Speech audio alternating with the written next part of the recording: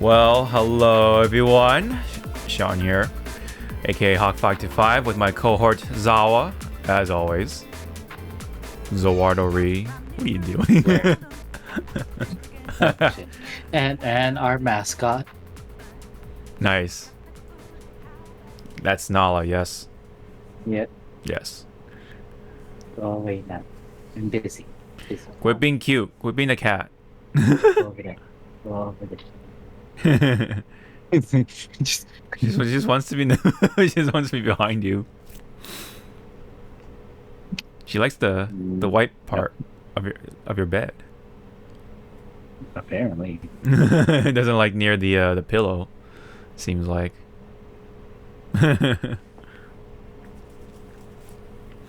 Well, how's your week been, Zawa?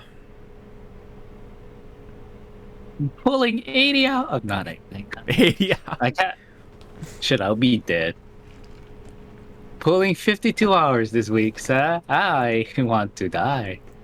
Yeah. I know. I should be dead, yes. Well, yeah, I imagine you were having a busy week. You're saying about the Godzilla cards. How's that been going? You've mentioned My money. your money. Yeah. I mean, all of them are now bought. It's just now gotta find a I don't know if I want to put it in a picture frame or something else. Yeah, you have to Probably look. gonna be a picture frame so I can have it like all in rows. Mm-hmm. But I gotta find a good enough picture frame so I can have these pins that I've been buying, to decorate it. Yeah. You gotta see. And then now, since I'm done with Godzilla cards, I gotta buy the other card set. Well, it's not really a set. It's the Digimon trading card game. Didn't know there was one. Yeah, they actually came out with one this year, I think. It was like back in February, I want to say. Right on top of my head. They have like booster boxes that come with like what, 24 packs. I've seen some people open them and they look pretty neat. With the I guess that's like the base set, what it looks like. Yes. Or they might be only one set, I don't know. Cause from what I've been hearing, the way they like distribute those boxes or whatever have been very shaky in comparison to Pokemon. So I imagine they don't really like the whoever is making the cards just doesn't care as much or whatever, or just Bandai in general just doesn't care much for their cards as much as Pokemon Company does. But I don't know otherwise. I don't know, just kind of what it seems like. But good luck on that one, because I'm not sure how readily available those cards are. And you saw one of their prices. Because you were like tallying up. You're like, we're getting to 200, and yep. Doing that quick math in my head. Yep. Quick math. Fun stuff. Speaking of cards, at this point, haven't bought too much of anything. I'm just waiting on the new set that that's coming at this point. It's like, wait, is it? Yeah, it's like almost a week from now. Holy crap. Damn, dude. I remember I'm like, man, this month's away for this new set to come out, and then yeah, we're already almost next week, because it's June 18th is when it comes out. We're pretty like, it's like right around the corner pretty much. It's like less than 2 weeks, so that one's gonna have the legendary birds and some of the alternate arts. Well, for the legendary birds for sure. There's one for ZawarudoWrrryy, whatever its name is, and then what was that one Pokemon? Celebi. Celebi is gonna be one of them too. So that one's gonna be a pretty good set, but I'm definitely not at this point saving up for the next one after, which is gonna be the Eevee one, which we're definitely gonna actually talk more about that later. So I don't want to go into that too much. I've been playing Apex Legends more and more, which you've already known, and I've been playing with the guys. I play with you some, and then as good old Fuse, I bought him not too long ago. Been actually having a lot of fun with him. I like the grenades. I like the knuckle cluster, the mother load, of course. I actually got two good, like two juicy ults with him, and then those two pretty much got us the W's. One of them, granted, I told you, was like a really slow game, and then it like ramped up right at the end. And pretty much like my mother load was like kind of like the cherry on top to make sure we won the game. And the other one though, when I fired the mother load, it pretty much like they're all like hiding behind this rock. I forget what it was. It was like somewhere around World's Edge, and I popped the ult, and it pretty much surrounded their rock. So they're just like, well, fuck, we don't know what to do. So I was cracking their shields, two of them anyway, and then there was one, and I guess that like ran out towards another rock further back, and then I pushed in, and then I took down one, and then he took me down. But the rest is kind of history. Pretty much Faka and Ender pretty much finished it off. They cleaned up the house, and then that was it. That was our first W together, pretty much, at least in a while. And then so pretty fun stuff. And then you just showed me your W with your squad. So you're very merciless in that one. Like, my God. It's a Spitfire. You're having a Spitfire and you're just unloading everything you had, even though your friend is finishing off that person. I'm like, yeah, dude, show dominance. Just... Does it look like I care about my bullets? No. You had a lot of bullets, to be fair, but still. Yeah, it's pretty much like the go-to BR at this point. I would say it's probably the most fun I've had with the BR in a long while. I've had my fair share of BRs, including Warfare. That one's okay. And then of course it was PUBG, Fortnite. I think there was like one other one, I forget. But anyway, yeah, Apex Legends is kind of like the go-to right now. I like it for what it is. And yeah, hopefully, I think the next character I'll get is Valkyrie, but we'll see about that. You mean Discount Pharah? Yeah, or Discount North. Call it, go ahead. I think they call it what's the saying? Something to do with Walmart. Oh, the Walmart Pharah. Yeah. Walmart exclusive Pharah, I don't know. But I get what you're saying. It's supposed to be the North Star from Titanfall, because North Star is the Titan that can like fly up and then just shoot down missiles. So essentially it's a giant Pharah, if you want to put it that way. But now Valkyrie is kind of like the North Star. So yeah. And then yeah, like a lot of the abilities that each of the characters have are from sort of like the perks that you can set up in Titanfall. So that's kind of the familiarity I do have with the two, especially with the weapons. Like, my gosh, the Spitfire, the Alternator, longbow. It was hard to snipe in that game, dude. Let me tell you that, man. But when I try sniping, it's not fun sometimes. But when you do land those shots in Titanfall, man, woo! So, yeah, because like there's like so much like swinging around and wall running and jumping and all that stuff. But yeah, either way though, it's pretty good game.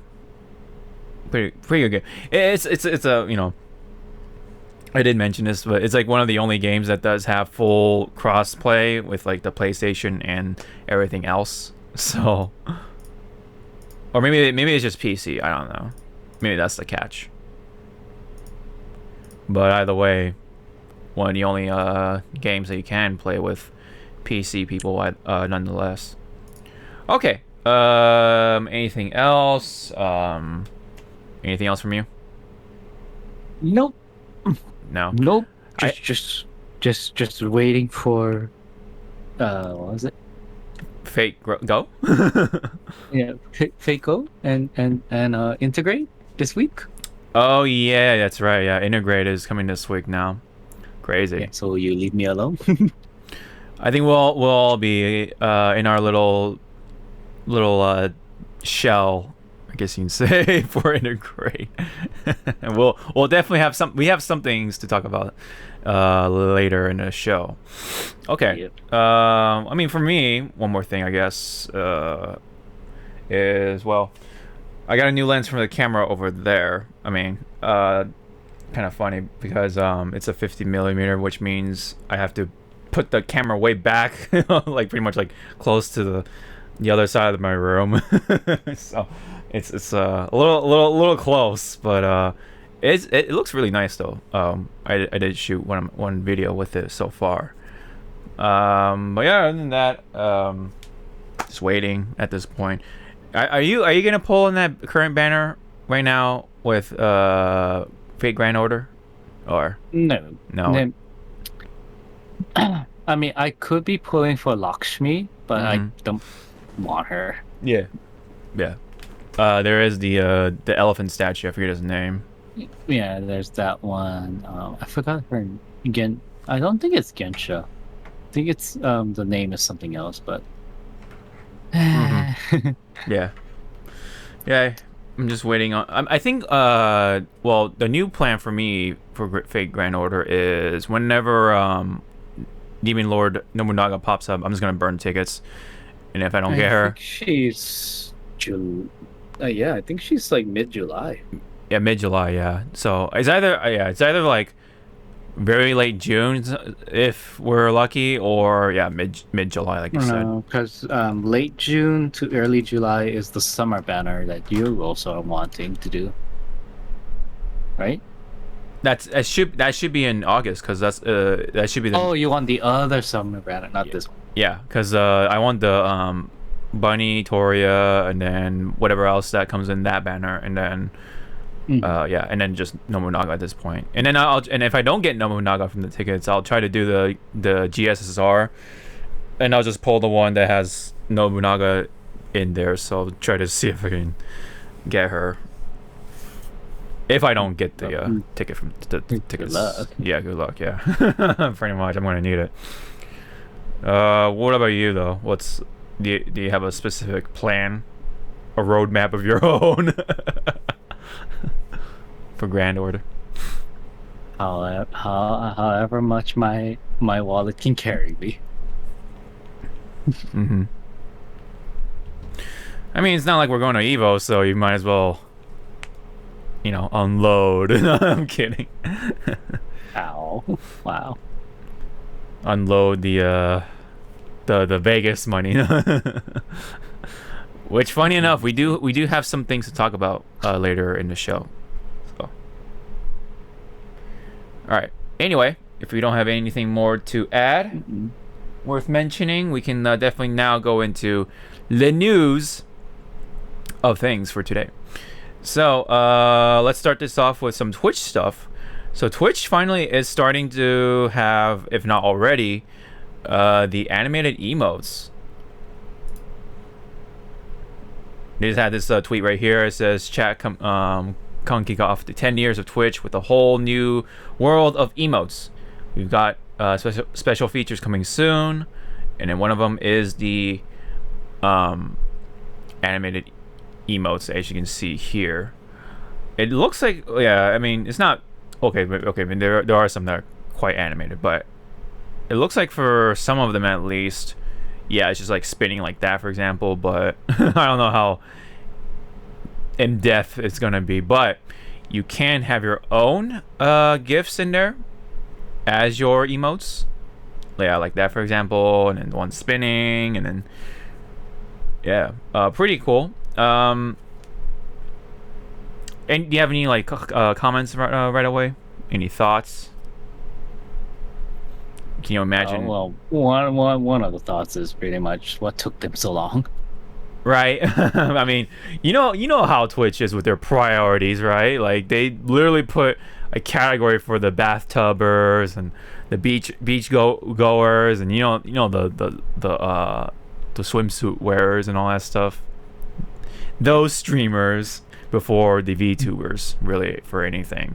And then not to mention there was like a big wave of like all the copyright strikes, or not strikes, but like, you know, all those claims that came in. They even like put out an email for like, I got that email and I'm like, what the fuck? They said there's gonna be like a wave of like 1,000 more whatchamacall, the claims. I'm like, good god, man. I mean, hopefully the damage report isn't too bad, but I imagine you know, there are a number of like the big streamers or whatever that have gone something about that. But yeah, anyway, you know how their priorities are. It's stupid. Pretty much.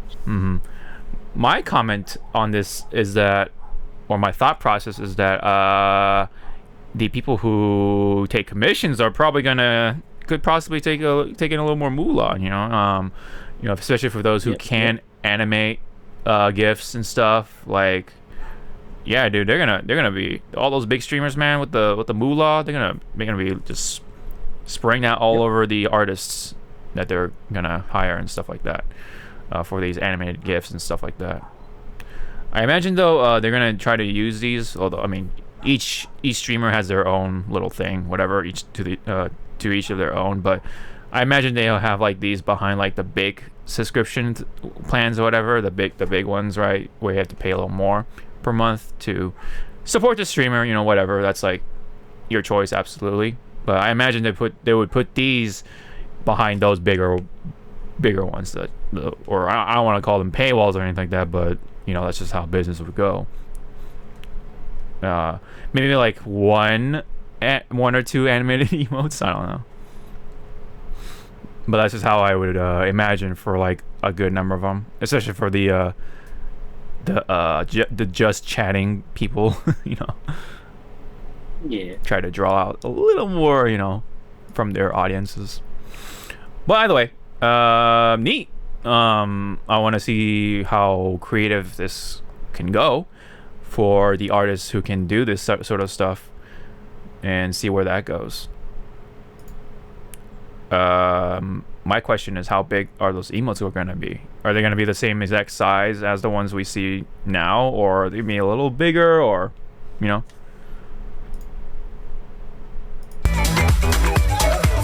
Oh god. Oh, that was Zawa, you're vibing off of that one. It's like, oh, why you stop? So I guess these are some of the examples, or are we gonna actually get these as like a courtesy thing? Like, oh yeah, here's some ones to, you know, sort of start off this this fad. So that's kind of cool. If that is if these are like the free ones, quote unquote, we're gonna get like the default ones. Otherwise, yeah, you know, there's some basic ones like the shaky one. There's this one, multiple colors, the roll, the spin. Although, can we do that for every emote? That's kind of a big question here. We'll be able to upload custom GIFs to animated slots, or easily add one of the 6 animations to an existing emote. Oh, so you can actually just add these. Okay, that's neat. Okay, that's kind of neat. Slide in, slide out. Okay. Follower emotes. Let me see what this is all about. Let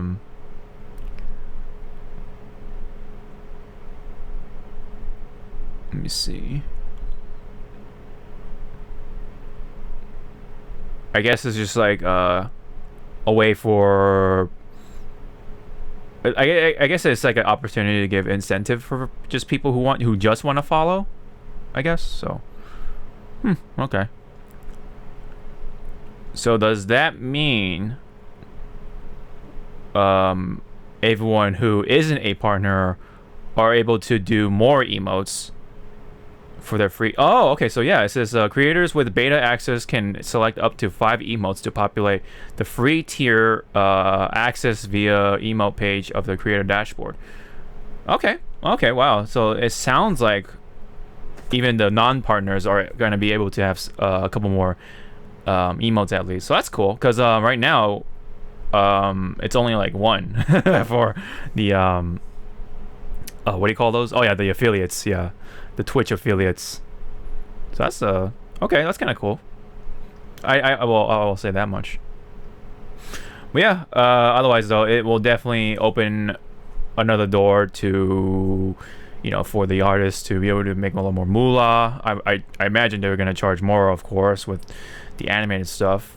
So yeah, I like to see where that goes as an artist myself. At least from the past anyway. I haven't been active on that one as of late, but I still do kind of take interest into how sort of artists do things and stuff like that nowadays. So any more comments, Zawa, before we move on? Okay. Yeah. Yeah, I definitely want to see how creative they can be with it. So we'll see.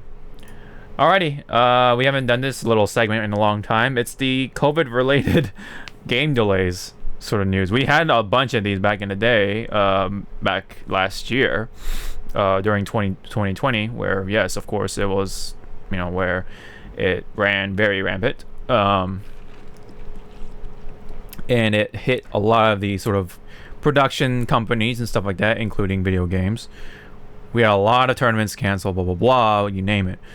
There's still a couple of video games being delayed, so we have like 2 of them at least to mention. Unfortunately, one of them is KOFXV. We have had a lot of talk about it for many weeks now, with each character reveal and stuff like that. Looking forward to the game, right? At least for me, anyway.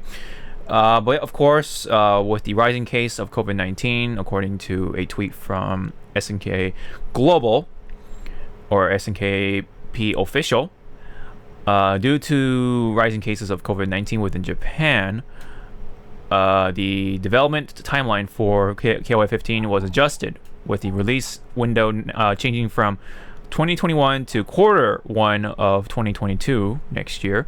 We apologize and thank you for your understanding and patience. And there's a press release right here, but pretty much it's just mentioning that just to stay safe from the rising cases, they're gonna pull back and alter the release window of sorts. So they just want to make sure that their workers stay safe, of course. What I've been hearing word on the street is that working at SNK is a relatively pleasant experience in comparison to like other companies, so that's good. Oof, that's a bold statement, though. Yeah, very bold statement. I've heard from like several people who talked to people who did work at SNK, so that's like what I have heard. But either way though, I glad to see this in a way. It was like a silver lining to it, because obviously the game, while it does look good, there definitely could be more room for improvement for at least the aesthetics anyway. Some of the animations on the older characters look a little dated, so maybe that could be their opportunity to kind of go back and really update the look on those characters, right? King could be an example. What was another example? Maybe Yuri, right? But I guess that really depends on how other people feel about that. But I think King is one of them. Is like one of the more dated looking characters when it comes to the character modeling and such. So that and then of course, everything else like the net code, right? That's very important. The gameplay side of things, that's also important. Make sure everything's balanced to reasons, to a good reason. Otherwise, obviously make the game fun. And everything else in between, I guess, that would make it, a solid product. Any comments, Zawa? How do you feel about KOF being delayed? I kind of low-key called it wasn't going to be like ready. Because if you looked at it, their trailer that showed off all the roster for now, it does not look complete. Like that's the complete roster, Yeah. When you think about it. Yeah, it looked like there were. Yeah, we definitely hit some points there. It definitely looked like there needed to be more work, right? And then if they were to release the game, later this year, there might have been some like complaints about, this looks like this needs more work or something like that. Some of the models look a little funny or something like that still. So perhaps, you definitely made a right call there, or at least made a right prediction and observations there, I think. Anything else you wanted to add on before?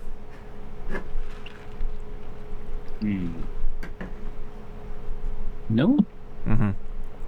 I mean, you're not complaining about the game like not coming this year or anything like that, right? I mean, I'm at that point, like in my life, to just go like, meh. Yeah, right. I think we're pretty much like old enough to kind of understand why these things happen, and we're not gonna be like, dude, release the game, blah blah blah. You know what I mean? Like, I feel like that would have been me in college, like when I'm like somewhere under 25 or whatever. Like I would have been like, bro, just you gotta release the game, man. Like there's nothing going on, blah blah blah. But right now I'm like, yeah, take your time, please. If it means that this game can be more solid, then please, by all means. That would be it's kind of like, it's like, just take your times, guys. Don't rush it out like Cyberpunk. Oh, I'm sorry. No. Ouch. Ouchies. Well, I can't really blame them. I have to blame the fans that were pressuring them to release it early, and pretty much this is what happened. Or at least maybe the fans were pressuring the investors rather than the devs. Yeah. I think that's how the investors are looking at things, even though that's not really the right things to look at, And plus, obviously, upper management, there's another problem there, and then of course the investors, right? Combination of malpractices and bad calls, and that pretty much, put the devs into sort of this development hell, and then I'm pretty sure they're still in development hell at this point, which sucks. But back onto here though, good on SNK for making that call. I think they made the right decision to go ahead and delay it to make sure the workers are able to do their thing with the sort of limitations they have to do and take for what's happening in Japan right now with the COVID-19 situation. What I've been from hearing seems pretty rough. Like I think at some point though they had it under control, and then something happened. Like I don't know what the sort of the what set off this sort of situation, but I'm pretty sure it could be just like the government, right? They're not really on par with things right now. They just had a while back they had a new prime minister and stuff like that, and this prime minister isn't the most popular guy right now. So from what I've been hearing too, he's not really like on point right now. Maybe in comparison to the one before, who unfortunately had to step down because of his health condition, which we still don't know what exactly, but it seems like a terminal illness of sorts, which sucks. And then here we are with Japan, not exactly handling it the situation the best, you know. And then even with the vaccinations rolling out, from what I've been hearing, like it's not happening sufficiently because of how the government is handling these vaccinations. Like I heard like I think I heard from my aunt or from my mom, and then my aunt told my mom that it's hard to like schedule a fucking, you know, vaccination thing, or getting the 2 doses or whatever. Like it's really hard in comparison to here. So what we have is like you know, something we maybe some of us have taken for granted, but yeah, man, like even a country like Japan is like having a hard time, you know, getting these things going, you know. So America is like relatively pretty good in comparison to like other countries in the world right now when it comes to the vaccination and stuff like that. At some point though, we were really bad about it, man. We were really bad about it. I think you can definitely agree with me on that one, Zawa. I'm not agreeing or disagreeing. I'm just shaking my head at a certain nation. Yeah. Anywho, before we ramble on any further, I can definitely wait for KOF. I think that's the point that I wanted to definitely mention before we move on. Okay, enough about that. Funny that you mentioned Cyberpunk, because things aren't looking good for CD Projekt Red right now. Because at least according to this from IGN, net profits are down 64% comparing to last year. Yikes. Although a lot has to do with the fact that one, of course, yeah, they released their game too early. Two, as they've released a subpar product and they went ahead to give refunds without the sort of permission from Sony, because they, you know, sell their digital games through the PlayStation Store. Sony was like, yeah, you're not really supposed to do that, and plus the product isn't what exactly was marketed or whatever, so that's why they cut them off. And that pretty much like cut off a good percentage of their sales, of the potential sales that they could have had. I think even with the sort of the current situation of what Cyberpunk is right now, I think people would have still bought the game, right, from PlayStation, and that would have helped with the sales. But because of what Sony did to it, it's like, here we are. So yep. Big yikes. And then also there was one thing that that's gone. Oh my. It's like an Etch-a-Sketch. Never happened. So what I was gonna show you was that there was apparently a compilation of bugs that someone at CD Projekt Red put together, so that there was like a list of the bugs they can like they spotted and they wanted to show to the devs. But this was originally from Jason Schreier, and yeah, so apparently someone leaked that video somewhere, I guess, and then I think that's what happened. But you know, we know at this point what happened with the game. So somebody over there said, yeah, that's great, we're definitely gonna take a look at this, and then that never happened. So yeah big yikes for that game, unfortunately. It's not yikes anymore. What's the next tier above yikes? Yeesh. Sheesh. It ain't no sheesh, it's yeesh. When do we hit oh dear, oh my? That's like when they say, yeah, trying to save this game is going to cost us more than anything, so we're just going to move on to the next game. And hopefully they'll fix what we did with here, that's a oh dear, oh my kind of sort of situation in my head.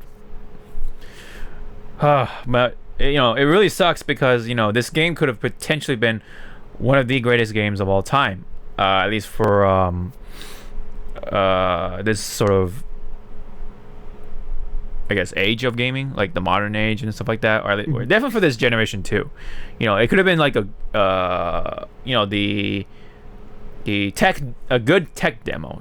That all would have been like had these like life simulated elements like they mentioned in their videos. There would have been so much more to do, and all the depth and stuff like that. Of course the graphics, right? The technical aspects of things. If they follow through everything that or most of the things they've said, and they release the game maybe sometime this year or even next year. Oh my god, the possibilities could have been up there. But it's a damn shame that someone really wanted this game, or at least some people really wanted this game to come out that year, and it's like a meme. It was just a meme of the decade, pretty much, a video game meme of the the decade, or this generation, this generation of gaming. It's really rough, man. I really wanted this game to be like really good, and then somebody fucked up big time, because it could have been just it could have been such a groundbreaker, but nope, not this game, not this game. Really wanted this game to be my first good CD Projekt Red game, and absolutely not. Damn shame. But I hope for them to have some sort of like that redemption, I guess, with what No Man's Sky kind of went through, right? Yeah. Very similar situation, but at least No Man's Sky at this point kind of pulled through, and for those who still stick around for the game, they kind of got what they were sort of rewarded for. So good on that sort of fan base for waiting so patiently and stuff like that, and of course the developers who really wanted to get this out the way they intended to, and hopefully the same can happen with this game. But I'm really not gonna hold my breath on it, because there's other games that are gonna come out anyway, so I can definitely put this game to the side for right now. All right. Yeah. Damn shame. Alrighty, I think we have said enough about that. Yeah. It's making me more depressed. Yeah. Happy news, please. Unfortunately, we do not have much happy news in this segment anyway. So with what happened with a certain game by Yuji Naka, he made was it like Ballin' Wonderworld from Square Enix. He has confirmed that he has left Square Enix, and there's been word on the street that that he has considered retirement at this point because of his age, but also maybe because of his like sort of motivation at this point, you know what I mean? So from what it sounds like to me anyway, he definitely has that on his mind, unfortunately. I definitely do not want to see him retire at this point because of the last game he worked on, like where that went. You remember Ballin' Wonderland, right? at least to some extent. I've just that's all I'm gonna say. Yeah. I know that face. I've seen like enough people playing this game and draw my own little conclusion that I'm kind of glad I didn't purchase this game myself. A lot of it's pretty rough. Unfortunately. like to me, if you're gonna retire, you want to end on a high note, right? On a high good note. So retiring on this note is like, what are you doing? Are you just saying like, say, oh well, try my best, tee hee ta bye.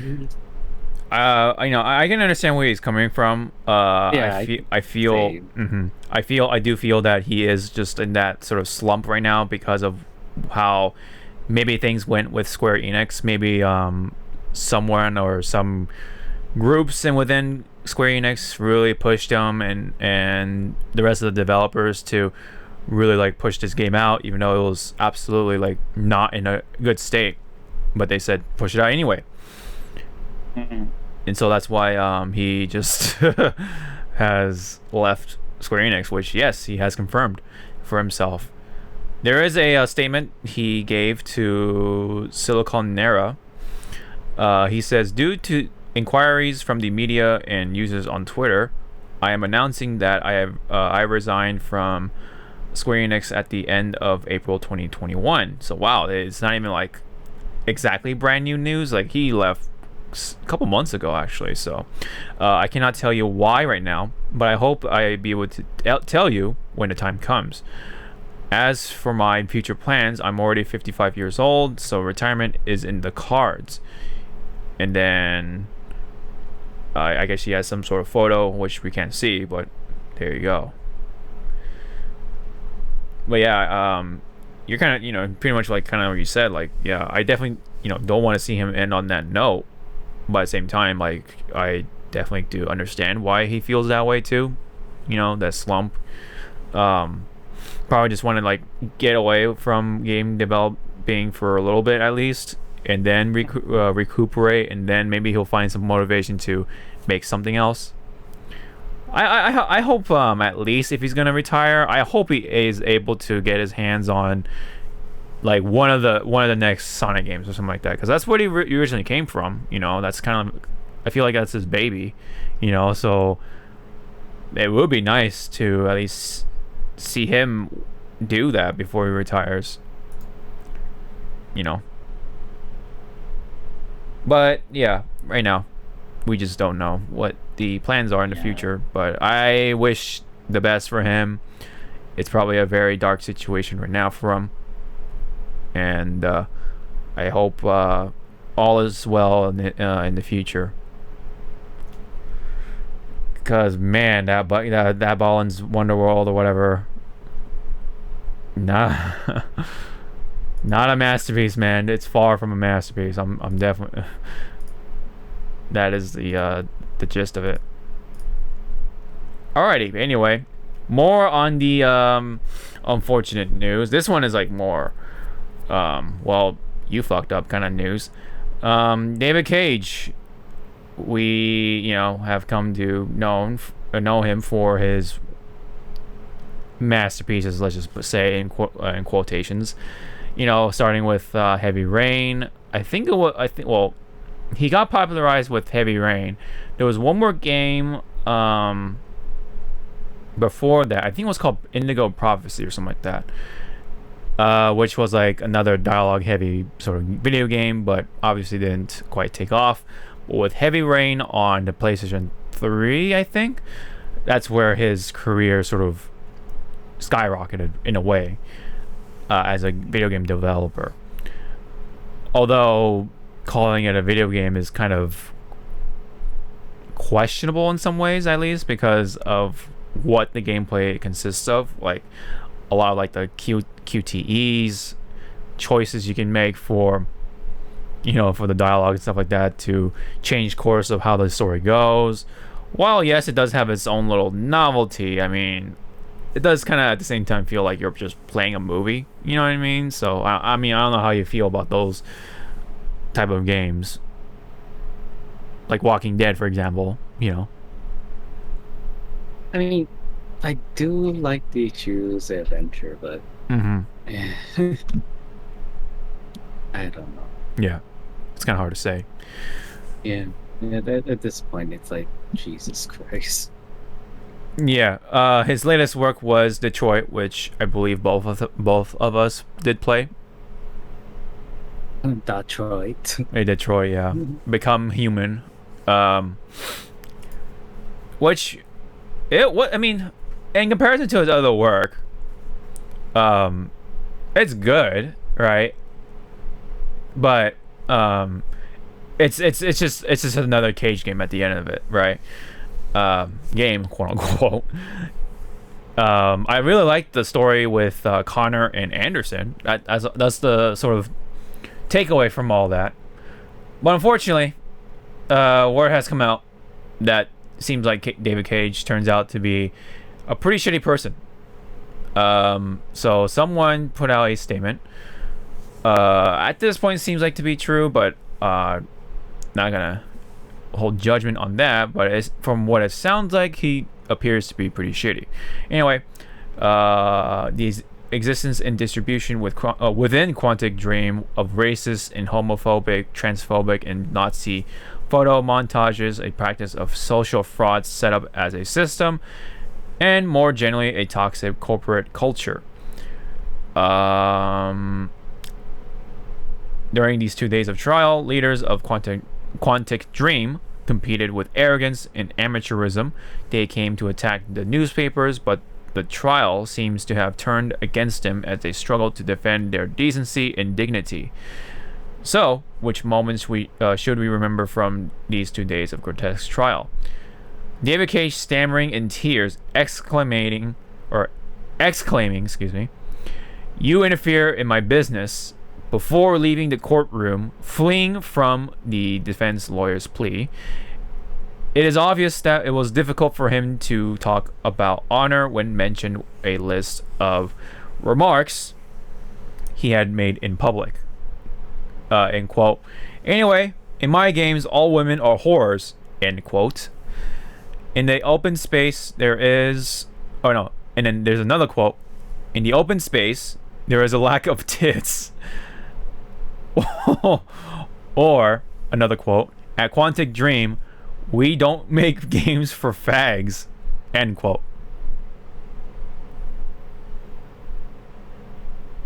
Yeah. Apparently those were the statements that David Cage himself made in court. In Paris to yeah. Is it possible to, like,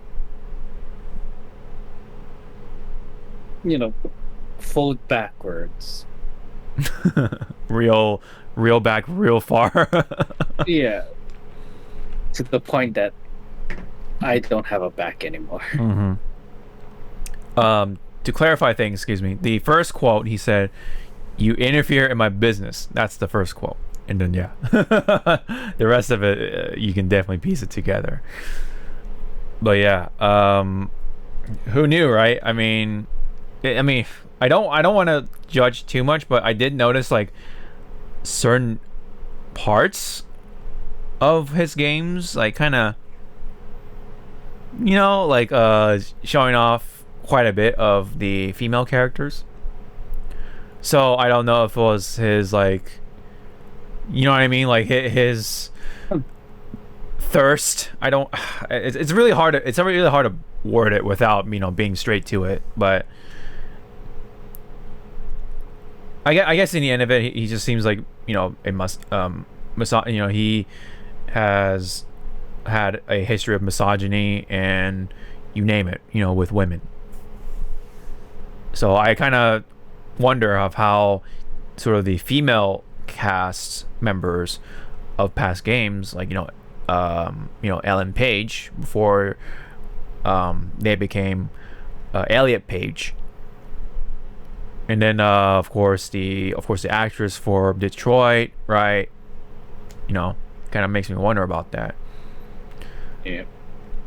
But with these things, I leave it to the court, and if he is found guilty, he is guilty. If he is not, he is not.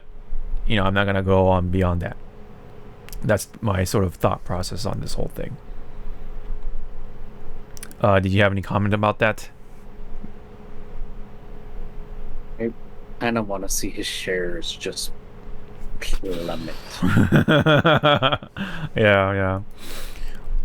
If this is all true, I mean, I'm not gonna sit here and be the judge and stuff like that, execution or whatever you name it, and be like, yeah, it is all true. You know what I mean? So, but it sounds like it, right? It sounds like it makes sense in a way because of sort of the images you tend to see in his video games. You know, I don't know about the Nazi stuff, but you know, I can kind of see him saying about the women being whores, and then the we don't make games for fags because you know what I mean. So although he did have Detroit showing, you know, relationship, you know, sort of the same-sex relationships somewhere in there, from what I can remember, but I don't know, it's kind of weird otherwise. But anyway, that is pretty rough for Cage. I can definitely say that. Of course, if this is all true. But from what it sounds like, there seems to be multiple sources, so maybe it is. Okay. This one is another court case of sorts. This time, this one's like, yeah, you definitely had it coming for you. So there was someone who operated a pirate site, who put out, you know, Nintendo games for free. Yep. And Nintendo won a case with this person after Nintendo filed a lawsuit against this person or people, excuse me, who owned this website called ROM Universe. I think you can piece it together from there of exactly what they did with the Nintendo's property. But you know, TLDR, the result is that the former ROMverse operator pretty much has to pay a total of $2,115,000 in damages. Yeah. That's a big yikes on that one.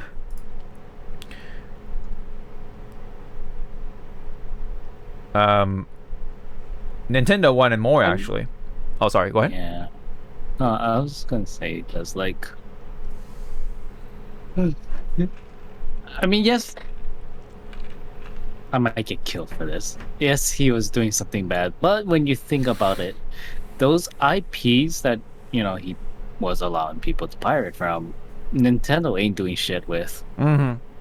It's just locked in the vault. Yeah.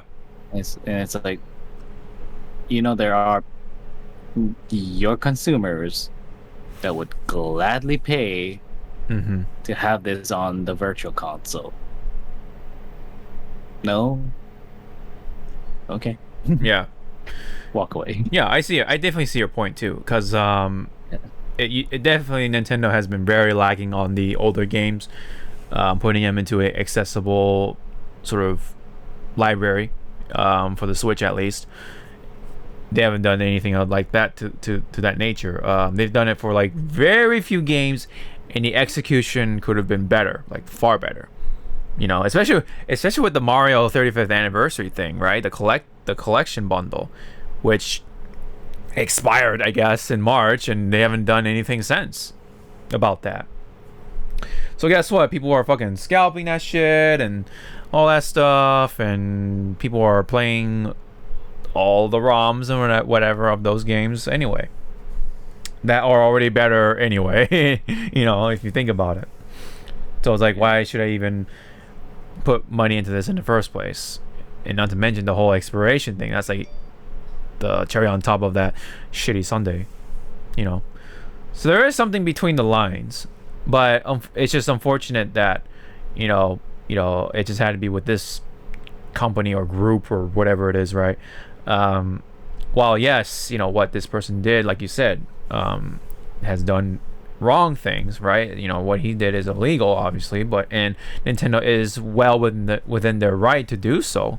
But there is a reason why, you know, people have done these things, and these things are I don't want to say popping left and right, but people are doing this stuff because of the how Nintendo has been practicing things, especially nowadays. So you got Nintendo's got to really kind of see those, see between the lines of why these things are happening, And the answer is kind of relatively in front of you, man. You gotta really, you gotta release those games that people are demanding for, man. How They ain't gonna do it. Yeah, of course, but it'd be great, like even like just porting the old ass GBA games onto your Switch. People are gonna eat that shit up, the old Fire Emblem games, Advance Wars, you know what I mean? Yeah, like even the first party stuff, right? Like they haven't done much with them either. People will buy them on the Switch because it's kind of like the good in between of like the handheld console and the home console. That's what it's there for, and Nintendo's not really like been on point with that. They have not highlighted that feature at all. In more ways than one. I think like at right now, like Nintendo has this list that I believe they're checking off what they think should be priority. Yeah. And if it's not really gonna give them money right there off the bat, then it's like no, pass. What? People want to play our old games? How much are we gonna sell it for? Yeah. No. What? There's this guy doing pirating? How much money can we get right now? $1 million, you say? Let's do that. Yeah. Like, you kind of just want to like sit down with Nintendo, like, son, the fuck you doing? Like I get it, right? I understand, but you gotta look at the big picture, man. And and you have your priorities, you have your little agenda, but and you kind of mentioned it, right? Like the sort of philosophy right now is like, why would you want to play the old games when we're making these new ones, man? Don't you want to play the new ones? It's the latest and greatest thing, right? Like it's like, yes, we do, but some of us have very strong nostalgia and sentimental memory of playing your old games. Yeah, and all you have to do is just port it over to the thing. It's already developed. You don't have to waste that much time and money and sources. Too hard. Right. But it's too hard, I guess, to figure that out. Yeah. I mean, sure, like Nintendo has come out with some good stuff here and there. But yeah, right now they're kind of like in this like weird sort of limbo between like a really shitty company and then a beloved company right now, because Nintendo's that very sort of highly sentimental values and looked after sort of company because of the things they've accomplished in the first place, but now they are definitely more acting like a corporation right now than ever, if not before. I mean, it's unfortunate too because it just pretty much like happened after the passing of Iwata. That's kind of started to like kind of take the worst sort of turn. And I'm not saying that his past, or no, the current people, I should say, are the ones to blame or anything. But like for example, like Doug Bowser, obviously he's not even, probably doesn't even make those kind of decisions. He's just the voice for Nintendo of America, and that side. And then but the people in Japan, they're the ones who are really making the calls, and seems like a bunch of old farts and people who just see green in their eyes. All they want is just the green in their eyes. But yeah, that's That's just my sort of take on it anyway. So if you don't have any more comments on that one, we can definitely move on from there. That's it for the frontline sort of news.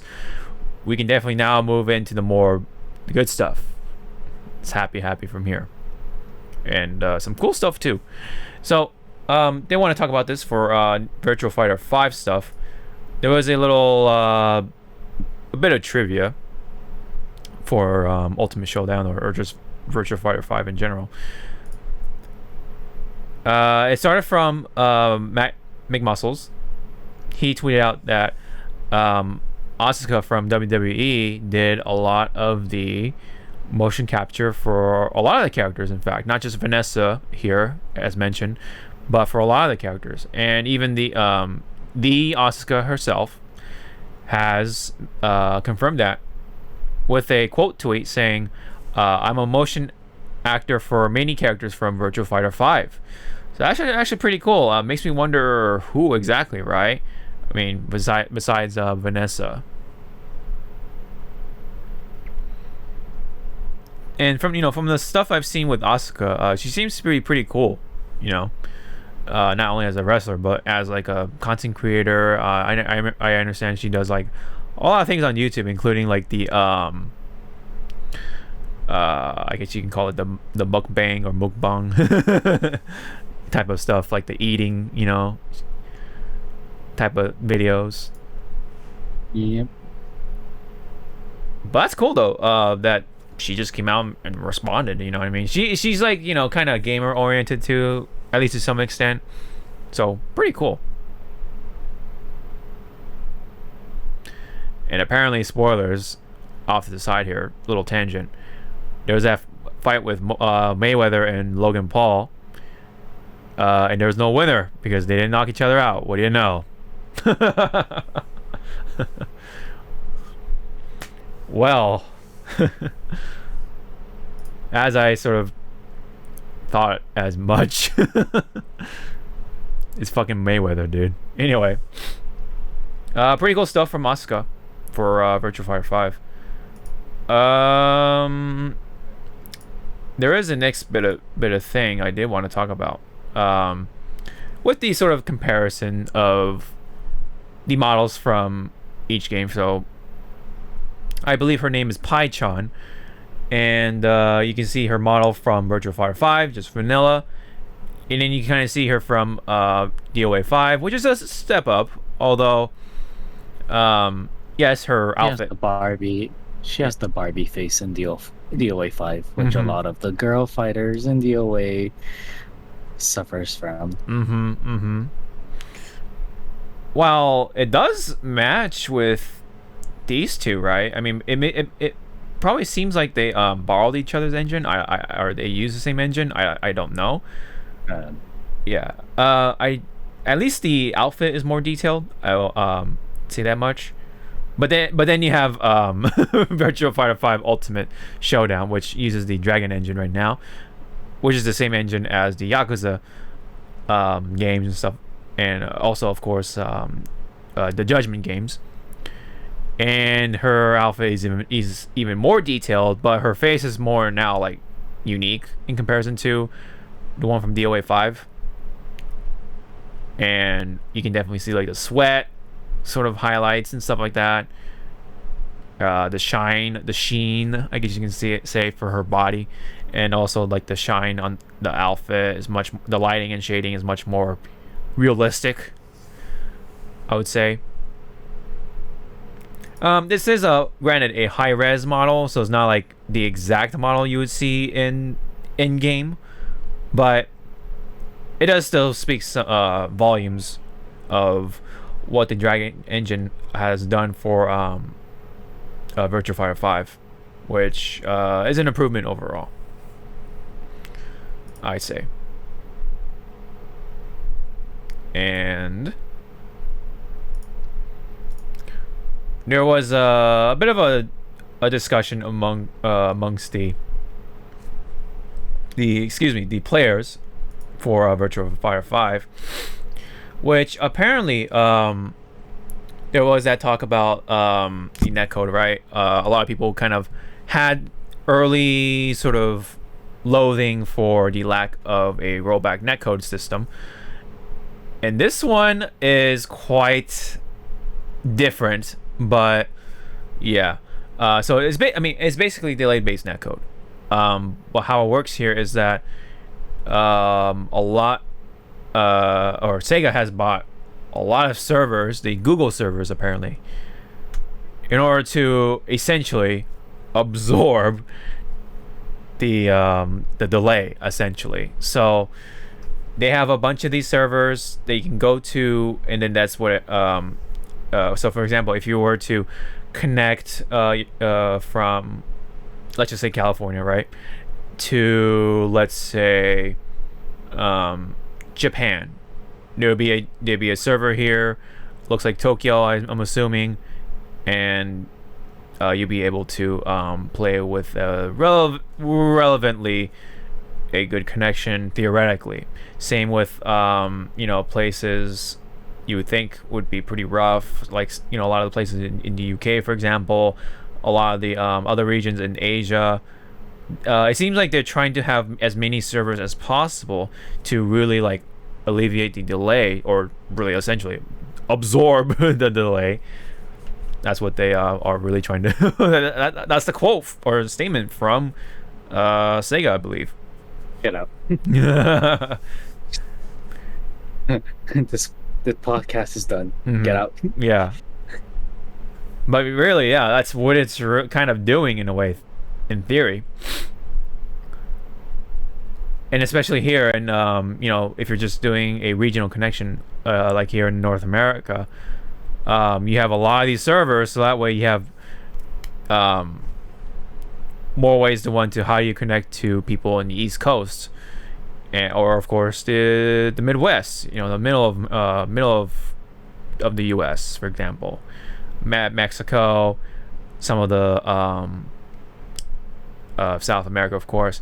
Now, granted, this isn't the most updated version of the map here. I think they're buying more servers, or they're revealing more of the servers. I guess day by day or something. I'm not too sure, but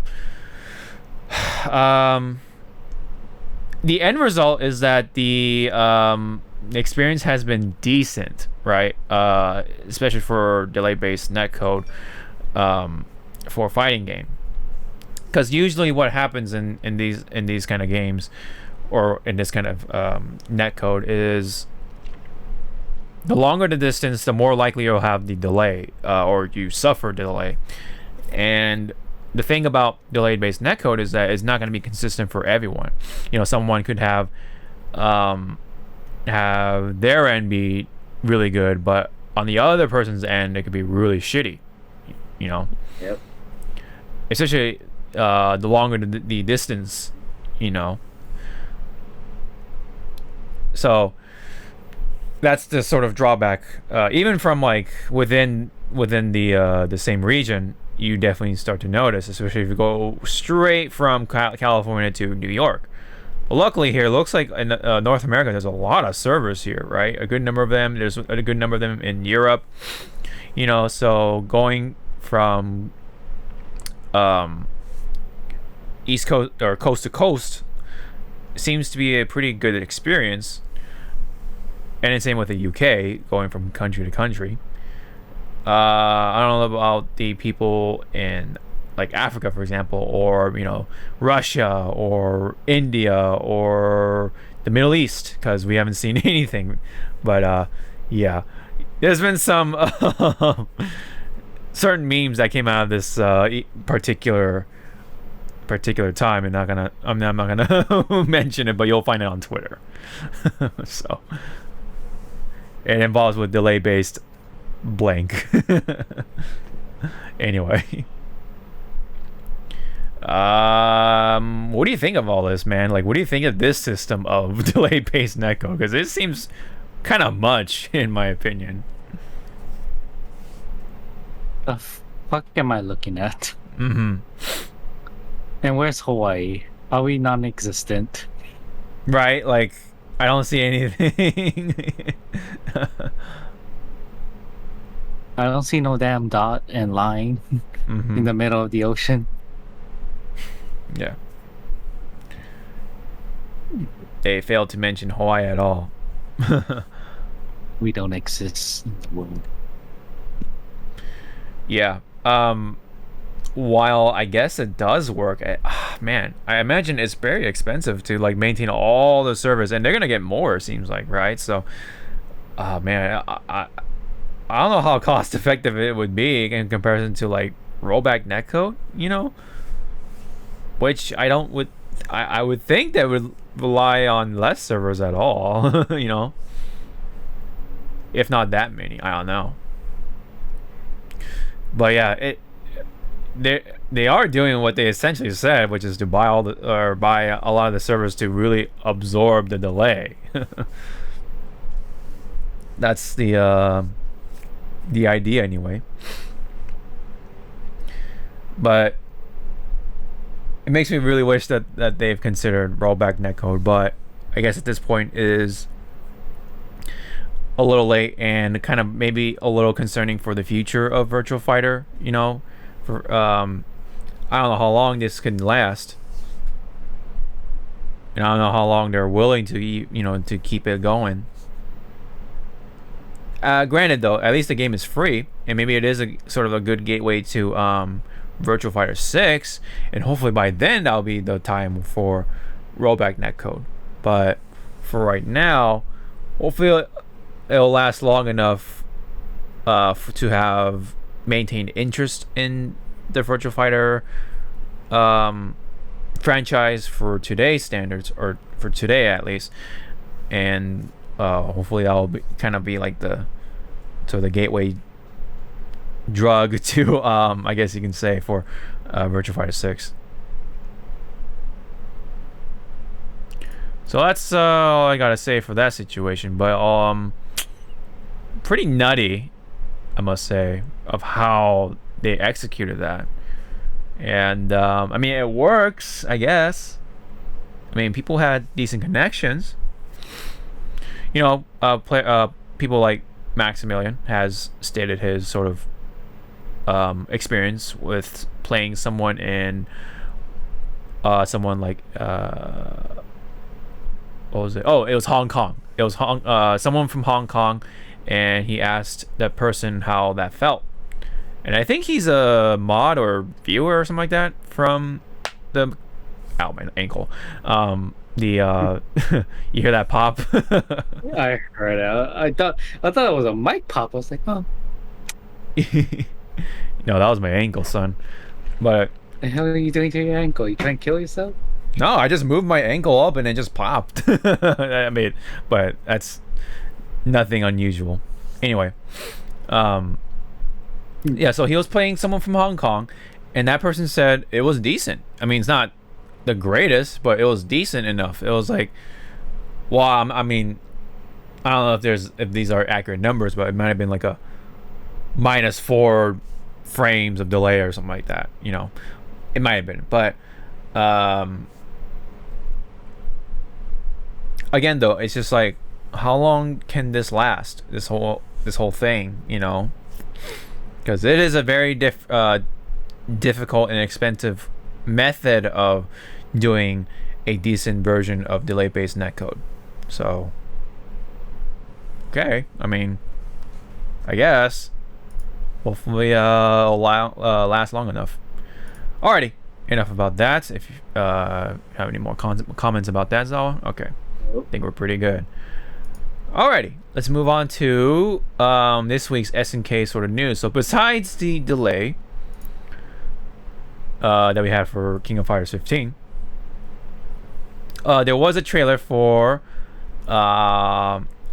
Amakusa, so which is a new character for Samurai Showdown. Let's fire this up. Peggy 6. That was very loud. I don't know who's Peggy, but I know she's 16. Oh my god. Ah. You remember that old meme? Yes. Yes. Looks pretty cool though. Even though I don't know much about Samurai Showdown. His voice.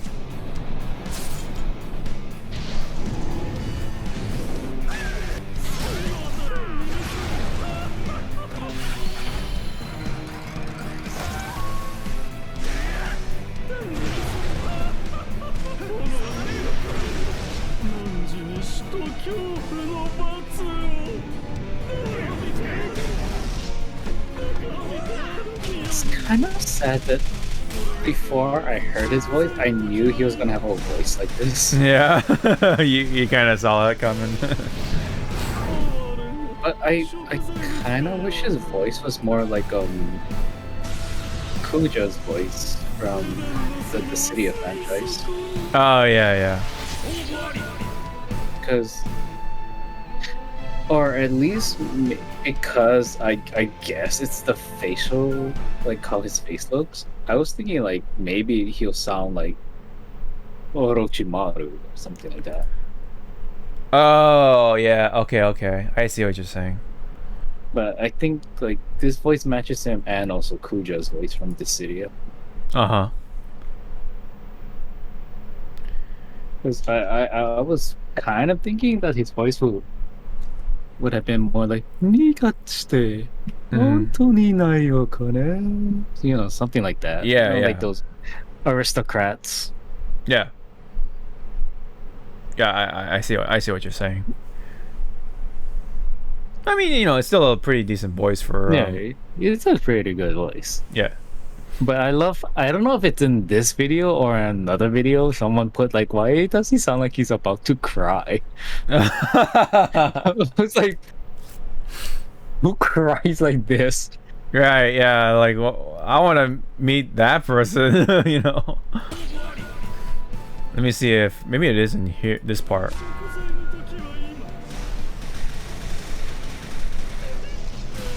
And he does the what are they called? Ocho-sama? He does the laugh. The Ojo-sama laugh. Yeah. I'm not sure. Yeah, I'm not sure when he does that. It sounds like he would do that. Yeah. Was there? No, it's in the video. Like he. Oh, it he might have does been one the- of these ones. I think. Maybe. Hold on. Let me see. Wait, that's the same trailer for. Let me see. Yeah, Asia for some reason. Huh. Wonder why they have the same trailer for. Hold on. Is this? Peggy 16. It's like we know. Yeah. Yeah, it's the same exact thing. I thought there would be a different video, but huh. Interesting. I'm just looking at what the voice actor That's done. has done. Mm-hmm. Yeah, if it like their voice like rings a bell. Yeah. Smile Precure. Holy shit.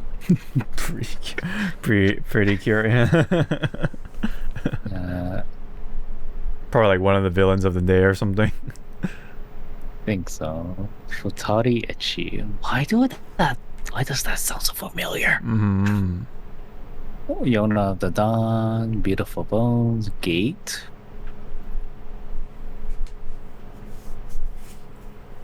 Oh, that's where I heard him from. He's Kurtz from Saga. Saga of Tanya of the Evil. The little Nazi girl. Ah. Fuck. What's it called? Forget what that thing is called. The Isekai one. There you go. Yeah. Okay. it's like starting to sound more and more familiar as you describe it. But It's Kyoto. either way, it looks pretty neat. The way his animations are and like the way he enters and stuff like that. His voice, you know, definitely it still fits. I think he's a pretty cool looking or neat looking character overall. I'm gonna say Kusa. Momsa. Kusa. What are you doing? I'm just trying to get my mojo. Oh, and one more thing to mention, just to make sure, if we haven't said already. One more thing. Let's see. Oh yeah, it says the next KOF15 character trailer will be released on June 9th. So coming this week as we record. So pretty soon. Pretty soon for us. Yeah. If not already. Let me see. Oh yes. So next up we do have Evo to talk about in some way or some form.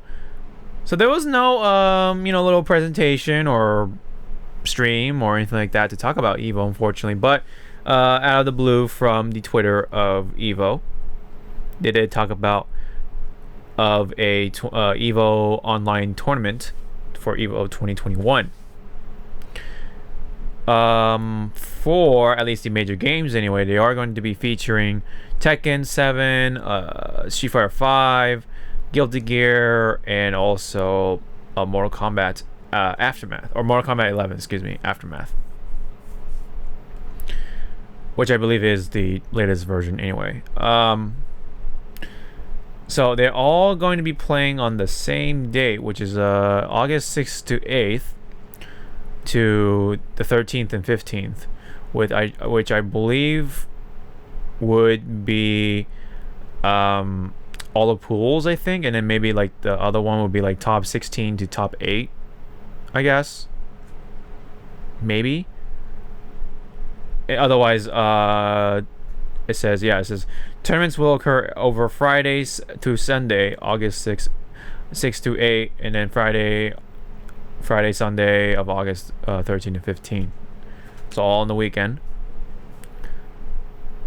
And then there was something else that was going on. I think they like are going to have like other stuff too. Okay, so here's more of the schedule. Batch 1. Let me see. So yeah, it looks like you can check in the pool for pools at that time, which is 11 a.m. All times are all local for regions, so I guess it's whatever the local time is. And I guess they're gonna do it for like each region. So there's gonna be a European region. There's gonna be a Latin America slash Brazil region, I guess. Oh, and then Europe is UK, and then North America will be the Pacific part of North America. Huh. And then Asia region will be Japan. Interesting. So is that all the regions they're going to cover? Or is there going to be more to that? It's kind of a interesting way of doing things, I guess. Otherwise, there are going to be... Oh, yeah, so there it is. So it looks like there's going to be some sort of like Evo community series for the PlayStation 4 tournaments. Take on all challengers in 3 open format tourneys for a chance to win cash prizes ahead of Evo 2021. Okay, so that's kind of neat. You know, that's that partnership they have with Sony Interactive. Okay, so I guess from June 10th to August 3rd, they're gonna have that community tournament thing, the community series, with more than 120 tournaments across the globe, and $74,000 will be the total prize, and more than 100 hours of broadcasting. Eligible PS4 players in select regions across the globe will be able to participate in these open format competitions for a chance to vanquish rivals and win cash prizes. Select matches will be broadcast on PlayStation Twitch and YouTube channels, as well as Evo's Twitch channel. Whether you perform frame-perfect inputs or simply enjoy watching the execution of a tricky combo, this accumulation of fans' commitment to fighting game community brings together different scenes over a shared love for the genre. Look forward to a record-breaking number of upsets, underdogs, and unforgettable moments at these highly accessible events. Register today on the PlayStation Competition Center or the Events tab on your PlayStation 4 console. I'm not sure what it consists of. Oh, okay, so I guess it's here. So it'll have Grand Blue Fantasy Versus, Guilty Gear Strive, Mortal Kombat Ultimate. Okay, that's weird. Okay, yeah, it is supposed to be Ultimate. Yeah, because I thought, yeah. And then there's Aftermath for Evo, the actual Evo Online tournament. That's weird. And then there's Tekken 7. Okay. Starts June 10th, blah, blah, blah. Okay. A little confusing. Maybe the, whatchamacallit, the logo was misplaced or something like that. Maybe it is Ultimate. I'm not too sure. Yeah, you just need to have a PlayStation membership required. Yeah, because you need to play online. Yeah, so I know it's like, make sure you have this thing that you need to get into our tournament. Right. No, we are not going to provide you 1 free month to just do this. Yeah, right. Warm-up rounds. Okay, that's really interesting. Side tournaments. Oh, wow. Here we go. So this one starts on July 8th, going all the way to August 3rd. Regions consist of North America, Europe, Latin America, Middle East, Asia, and Japan. $35,000 in prize pool. Feature titles. This will have Blaze Blue Cross Tag, Dragon Ball Fighters, Grand Blue Fantasy Versus, Mobile Suit Gundam Extreme versus Maxi Boost on. Wow. Okay. Skullgirls. I'm sorry. Were you speaking in tongue? Right now? That's Mobile Suit Gundam games for you. That's a bit of a mouthful. Skullgirls Sucking Encore, Soul Calibur 6, and Under Night in Birth, or Unio. There you go. Unio Clear. There you go. Yeah. Yeah. No, I thought that was Control. The T is silent. Oh, yeah. Under Night in Birth, EX or X Late Clear. That's the full name for it. But hey, I'm sorry. What's with Japan and their weird ass, titles? I thought it was only in manga and anime form they have weird ass titles, but I think that's Japan in general with their stuff. I guess so. I'm scared. Yeah. Mobile Suit Gundam Extreme versus Maxi Boost on. Rolls right out the tongue, doesn't it? But anyway, let me double check on the main tournament if that is available. Hold on. Okay, so I guess not. So let's go back to here. And oh, that's PlayStation. Sorry. Oh, let's see. Okay, so here's Evo's. Okay, yeah. So I think the logos got mixed up. So yeah, someone made an error. Looks like so. There's Aftermath logo because that's the older Mortal Kombat. Technically, because the patch notes will be different. And then here's Ultimate right here in a later tweet. So it looks like someone got the logos messed up, unfortunately.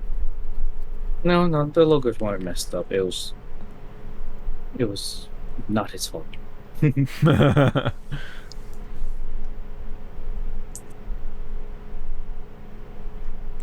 Yeah, so that is pretty much it on that one. It seems like so far with the partnership anyway seems pretty helpful overall and beneficial. It's not like Sony's taking over the Evo series and making things very different by any stretch of the imagination. Granted, it is online, so it is still gonna be different, right? Because of the lack of a in-person sort of event, and so we don't really get to see kind of how things are. But with the online tournament, you're not gonna see a whole lot. Maybe we'll see some reveals. Hopefully. That's what I'm there for, if I'm being honest. But hopefully hopefully it runs well, the whole tournament, of course, because the both of us have been to Evo, and had our good times, Got kidnapped and drunked. That you did. Yeah. We did pull with that summer banner together for FGO. Whatever the banner was at the time. All I remember was Summer Oda. And we stopped. Dude, I never expected that many Odas to be in my polls. I think I pretty much got like MP7 if that exists, but so stupid. So you thought wrong? I definitely thought wrong. Alrighty. We can wrap it up with some Guilty Gear stuff. So there was a couple of videos released. So there is this opening movie for Guilty Gear. Let's check it out because it looks really cool.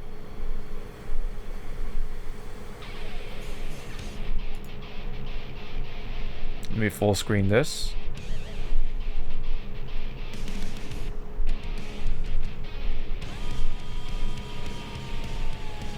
Can you hear it, by the way? Yeah. Okay. I want to play the fat man. Yeah, Goldstein, I think his name is called now. Or I think it's still up in the air. It's kind of bad that I thought that, I don't know, Soul's bike looks awfully like Cloud's bike. Oh, yeah. Oh, there's Anji. Oh, they're boyfriends! Yeah. Cannon! Cannon! Chip and Anji. Who are you? Yeah, and this guy, yeah, I don't know who this guy is. That's everyone's talking about that guy. Maybe that's his name, that guy. Because it's that man. That is that guy. I like how she just kind of like ruined the fight. She's like, oh, my yeah. turn. She's kind of just butt in, yeah. And I don't know what that is. If that's Bitman. It might be Bedman, yeah, actually. Now that I think about it. Kind of looks like him a bit. Mm-hmm. Or a clone. Yeah, either a clone or he's out of the bed, man. Yeah, he woke up. Yeah, he woke up. he's woke. Mm-hmm. He is woke. I want to say that's her mother? Or her past self. I like this interaction with Ino. She's like, get the fuck out of my face. Yeah, please. I know. And then Axel's just like, yeah, maybe I'll get her someday. You're my Ada, and I am your Leon. Yeah. There's that man, for realsies. Maybe that's Sin. That's Sin? I don't think so. Maybe. What if that's like an alternate universe Sin? Yeah. I mean, it's supposed to be that man, but I mean, I guess you never know, right? Yeah. Let me check back. Oh, I want to watch that It Man. It Man, It Man. Because look, he has an eye patch. Sin had an eye patch. Mm-hmm. Well, he has blue eyes, so that's, yeah. Dead giveaway is not Sin. So I'm pretty sure it's that man for sure, though, because that's supposed to be what he looks like. That man, because again, like there's the three people who, right? Because there's Soul and that man. I forget his real name was, and then Jacko, aka Arya, which is why Jacko has now the red hair instead of the white hair on the outside, so it's like inverted. So there's that man. So we need this man. Yeah, this guy, and then we have that guy. This guy, this guy, this fucking guy. You fucking beauty. You fucking beauty. It looks like Eno is gonna be a big part of the story too, in terms of like how much of a antagonist she is. I love her face right there. She's like so dead. She's like, I'm so over this fucking Yeah, shit. yeah. She's like, she looks like she can just like wipe out everyone like right now. She looks like, you know, those moms like, I'm gonna count to 3. If nothing happens by the time I count to 3, shit's gonna happen.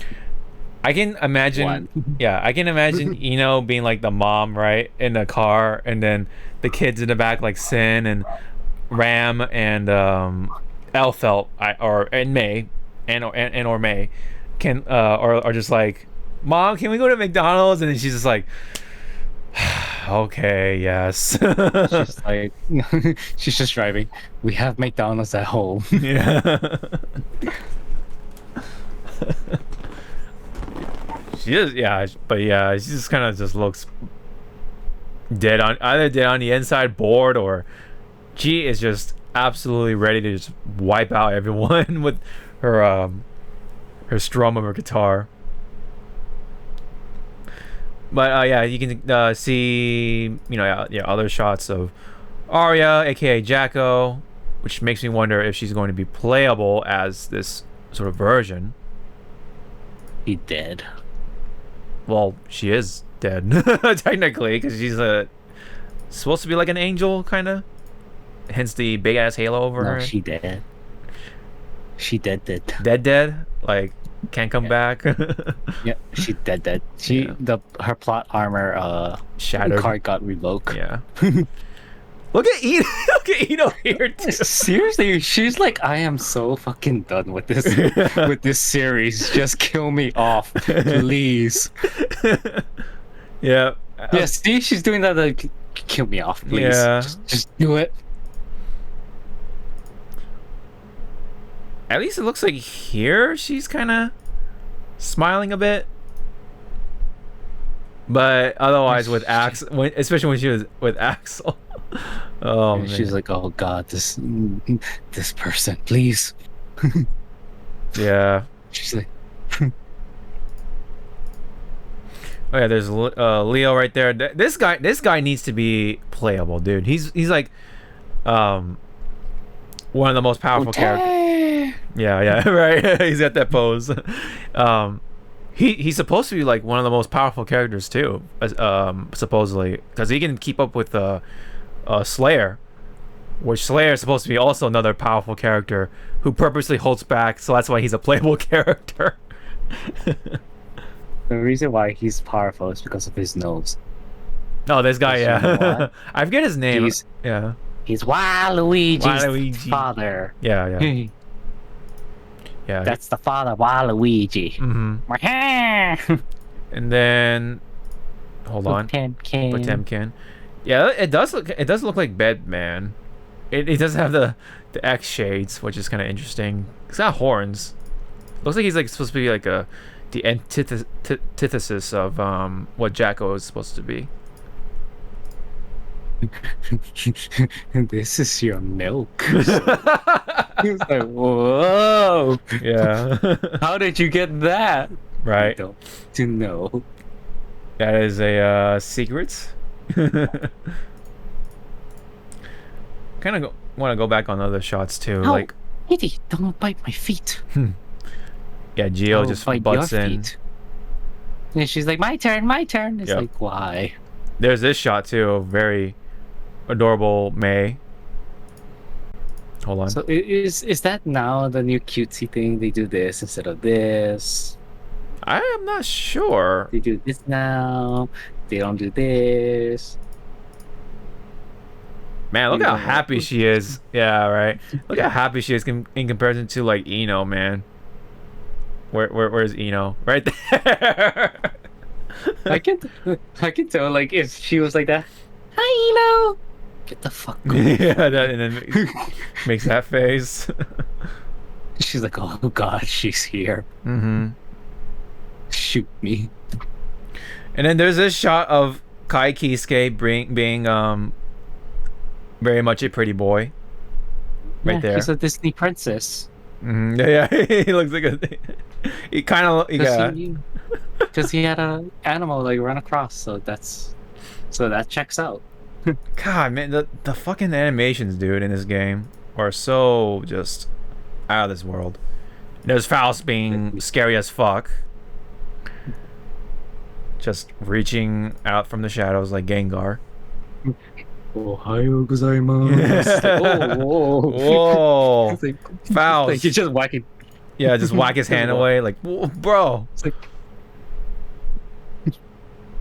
Yeah, my God. just go like, oh, Genki desu ka? It's like, Yeah. yeah. Yeah. Like poo whistle. Mm-hmm. There's Boyfriends. Yeah. There's a lot of cool little like screenshot like little moments. See, they had Metromise. Mm-hmm. There's Nago Ryuki right here being a vampire. I want to say, yes, I want Slayer back, but I think Nago is Slayer's replacement until they can find another voice actor for Slayer. Right, yeah, because his original, unfortunately, passed away. Mm-hmm. He kind of had a unique voice to him too, which made him very memorable in his own right. Oh yeah, I just realized he uses a gun, so maybe he is going to be playable to some extent. I don't know. It's going to be that. This is how I extract soul's milk. Yeah, right. Oh yeah, let's check out the motorcycle again. You did mention, looking like Cloud's bike, I guess. Oh, there's Goldstein right there. Let me go back a bit. Bam. Oh, I like Gio's uniform. I hope that's a costume. Yeah, but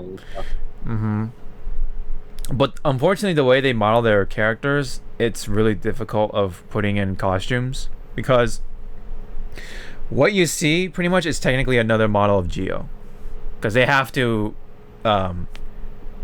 otherwise they wouldn't be able to do all the cool little cool animations that you would see, on your screen.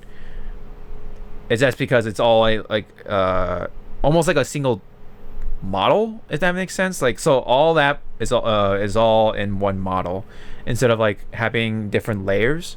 So that's why with Street Fighter 5 is so different, or games like Street Fighter 5 is so different, because a lot of the parts are in layers essentially, and that's why you can have these different costumes for different characters, and that's why that is the more monetizing sort of model.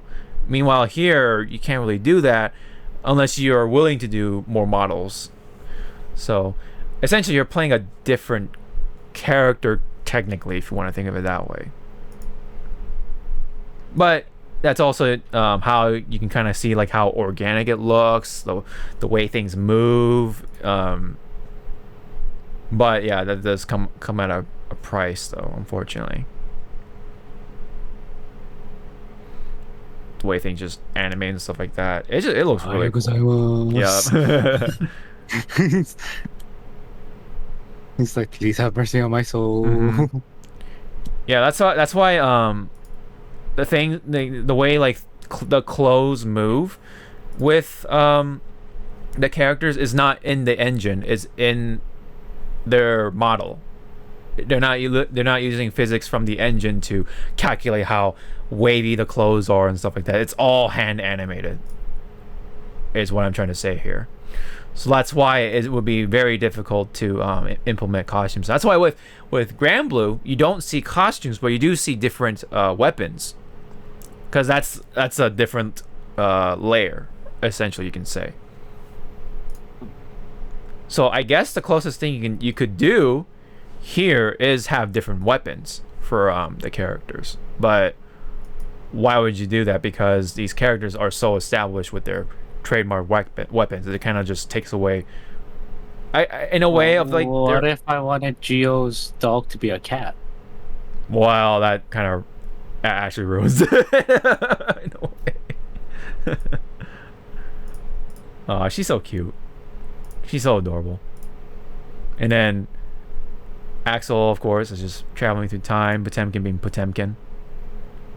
And then questionable substance. Oh yeah, this guy fights with the coffin, which is kind of interesting. Or a coffin.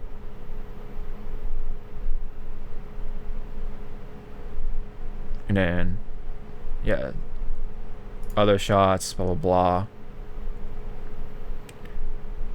That man grabbing Soul by the throat.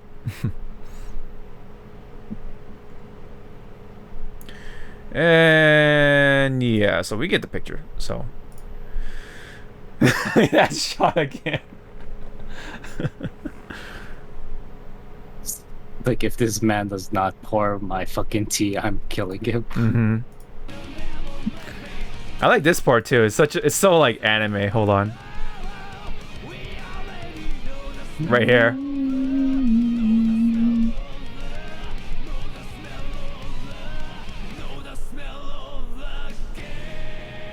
Power of friendship. Yeah, this part is just so animated. Like all the little panels of the characters and stuff like that.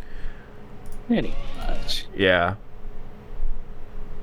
They look really good too. My goodness, they look really good. It seems like they kind of like tweaked it over time, or they just really up-res these models for like the story mode or whatever.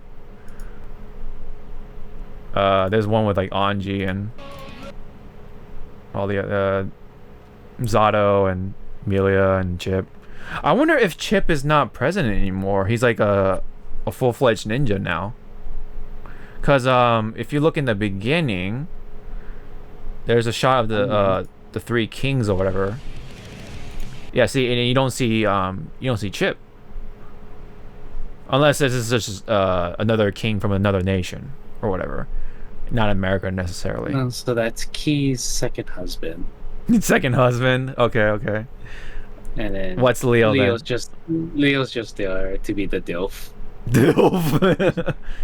Dude, he is buff, man. My goodness, he looks way more. Like, how old are you, sir? I'm in my 50s. Liar. Man, you don't really get to see how big he is until you see him from a different angle, dude. He looks beefy, man, comparing to at least with his Exerd model. Guilty.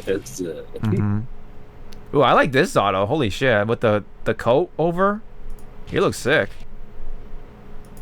You know, be so funny. It's like, you dressed up nicely in today's Zato. I did. Yeah. He's like, good. I guess that. Okay. And then it turns out the code is Eddie going like, hi. Yeah. So yeah, I guess yeah. Okay, so I guess it makes sense. So I guess this guy is the new president, and then yeah, this is the not. So that the new president is actually Mayuri from Bleach, and that's Nemu. Oh. Or that could be Nanao-chan from Bleach. Because Nanao always carries the She clipboard. has some wide hips, man. I'm dude. The women in this game are just their hips don't lie. What do you have against women? I didn't say I have a problem. I'm just saying their hips don't lie, dude. They don't lie. Yeah, the hips don't lie. They just don't lie. But you want me to call Shakira? Shakira. Of course, there's an ass shot. Hey, man, you said it, not me. You were looking at it. Oh man. She's like, where are we going? I don't know. Where are we going? To Flavor Town. Flavor Town, yeah. Let me take you to Flavor Town, girl. See, it kind of does look like Cloud's bike. Okay. I mean, kinda, sorta. It looks more like his. It just looks like his weapon, but with wheels. I know, but it'd be so funny. Like I say, it looks like Cloud's bike, and all of a sudden the sides just pops open, and that's where Soul gets his weapon. Is like, oh, I was just joking. Please. If that's just actually his weapon, that would be pretty sick. Because I don't know that I don't know the details of his weapon. Because I know all I know is that his weapon is supposed to be modeled after a giant lighter, pretty much. Do you want some candy? Yeah, yeah, pretty much. Yeah, okay. I need to stop looking at this video. It's so pretty that I'm gonna get. He's like, I wonder what my husband's doing. I know, right? I hope he's not cheating on me. And it's like, I hope he's not cheating on me. And then we see So and Jacko. Yeah. Going to Flavor Town. Going to Flavor Town. Yep. I think there is one more video though, which is a different trailer entirely. So let's just check this one out real quick here. Nope. We can skip it. And so begins at long last. Skip. My world peace experiment. It's in English. What the hell is wrong with you? So he created a Jacko to prevent that. In order to save her, that other Jacko. Wait, hold up. Begins at long last. My world peace experiment. Yeah, it is that man, because it's that voice. Asuka knew that Ino would pose a threat if she ever awakened, so he created a Jacko to prevent that. In order to save her, that other Jacko. Mind telling me why you're really here? The flame of corruption. Some bad guy. Our plan's completely shot to shit if he shows up. Oh. Your conclusion is meaningless. The most important thing for me is drama. Okay. An unregistered weapon of mass destruction has been activated. This is about to start another world war! Retreat! All right then, let's all give Asuka a hand. What is this? World peace. Ready in just 5 minutes.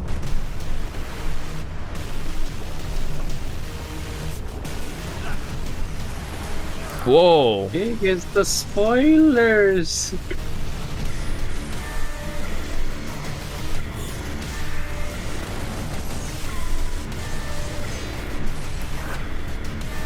Dude, this story mode is gonna be sick. Too bad you cannot stream it. They've said something about that too. Did they actually straight up say you can't stream it? Happy chaos. If they're gonna follow what they did last time. Right, but Nothing at all. But I do exist. wait, hold on. Let me. Sorry about that. Yeah. Happy chaos. Happy? My name. I could be anything you like, or nothing at all. But I do exist. So his name is Happy Chaos, or just Happy? He's happy. Maybe he's out of the bed, so that's why he's happy. I don't know. He's like, I'm finally awoke. I'm finally woke. Yeah. I'm part of the woke culture.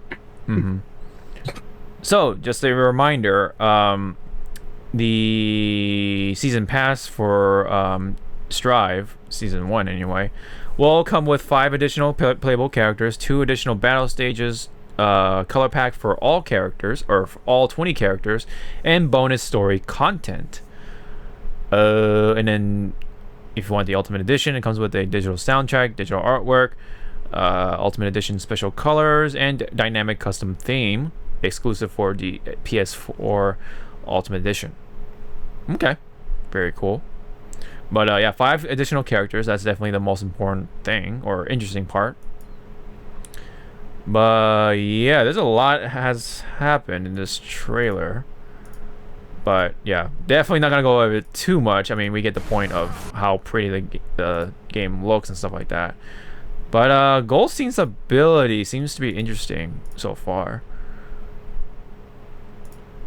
Yeah, he's a coffin and then puts out a shield. Kind of looks like kind of reminds me of Winston, the way he like fights, I guess, like put out the bubble and stuff like that. And then Are you there? Are there? Are you there? And then you have Soul taking the president out.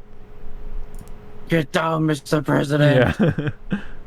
And yeah, Happy, I guess his name is, definitely uses the gun. And then there was one shot I did want to like point out. Hold on, I think it was like right at the beginning of like the attack or whatever. What was it?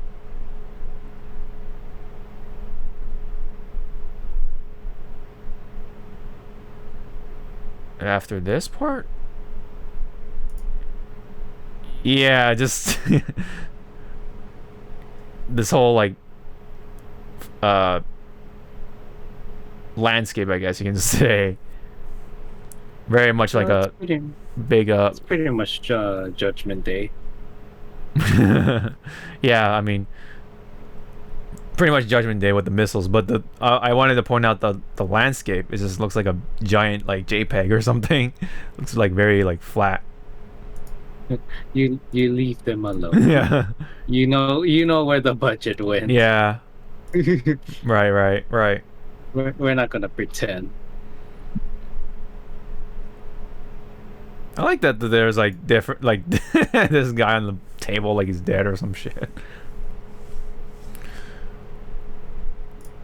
Mining their up. Wait, who's that guy? Hold up. Who is that? Wow. That's Kenpachi Zaraki. She's yeah. Yeah, they're making sure they're not spoiling that character.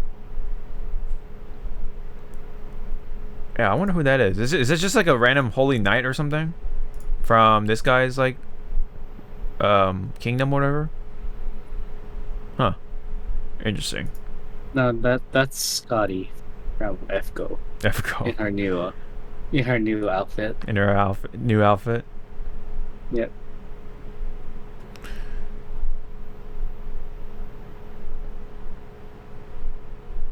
Meanwhile, the cat's just relaxing, even though there's chaos going on in this video.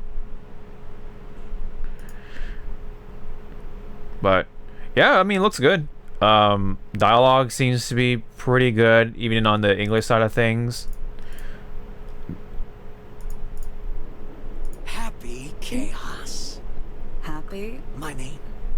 I could be anything you like, or nothing at all. But Be anything I that you do like. exist. Okay, I want you to be dead. That's probably something like Saul would say, and then just tries to burn the shit out of him with his gun flame. So he created a Jacko to prevent that threat if she ever awakened. So he... Asuka knew that Ino would pose a threat if she ever awakened. So he created a Jacko to prevent that. Pronounce I In know. order to save her. That other Jacko... Prevent that. In order to save her. That other... Wait, save her? Wait, hold up. Asuka knew that Ino would pose a threat if she ever awakened, so he created a Jacko to prevent that. In order to save her. That other Jacko... Mind telling me why you're really here? The flame? I definitely have to catch up on the Guilty Gear lore before I check this out. So I really do want to check it out. I mean, this Strive one. It looks really good, first off. But yeah, I mean, Guilty Gear lore has always been interesting too, in its own right. I definitely have not checked out the Revelator stuff, so I need to do that. Are you planning to like watch it from like someone else's point of view or something? If you can catch that. I don't know. Yeah. We'll see. Yeah. Because, like you mentioned too, that's kind of important, which is the whole YouTube policy thing, or just content creating policy. Let me check real quick, because that was on their Twitter today, I think, if I'm not mistaken. Oh yeah, that's also another thing to point out. Hold on, because that's the roadmap, supposedly. Where is there a Twitter account? Okay, I'm just gonna duplicate this, then where's my keyboard? Oh, there it is. Oh, my back. Ugh.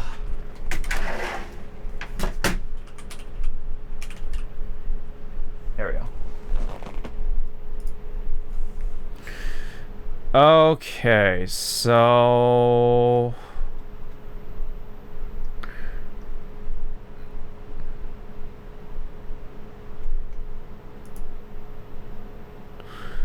we have read your comments, questions, and concerns regarding to the video posting guidelines. From what we have observed, we definitely understand the community's confusion on specific guidelines.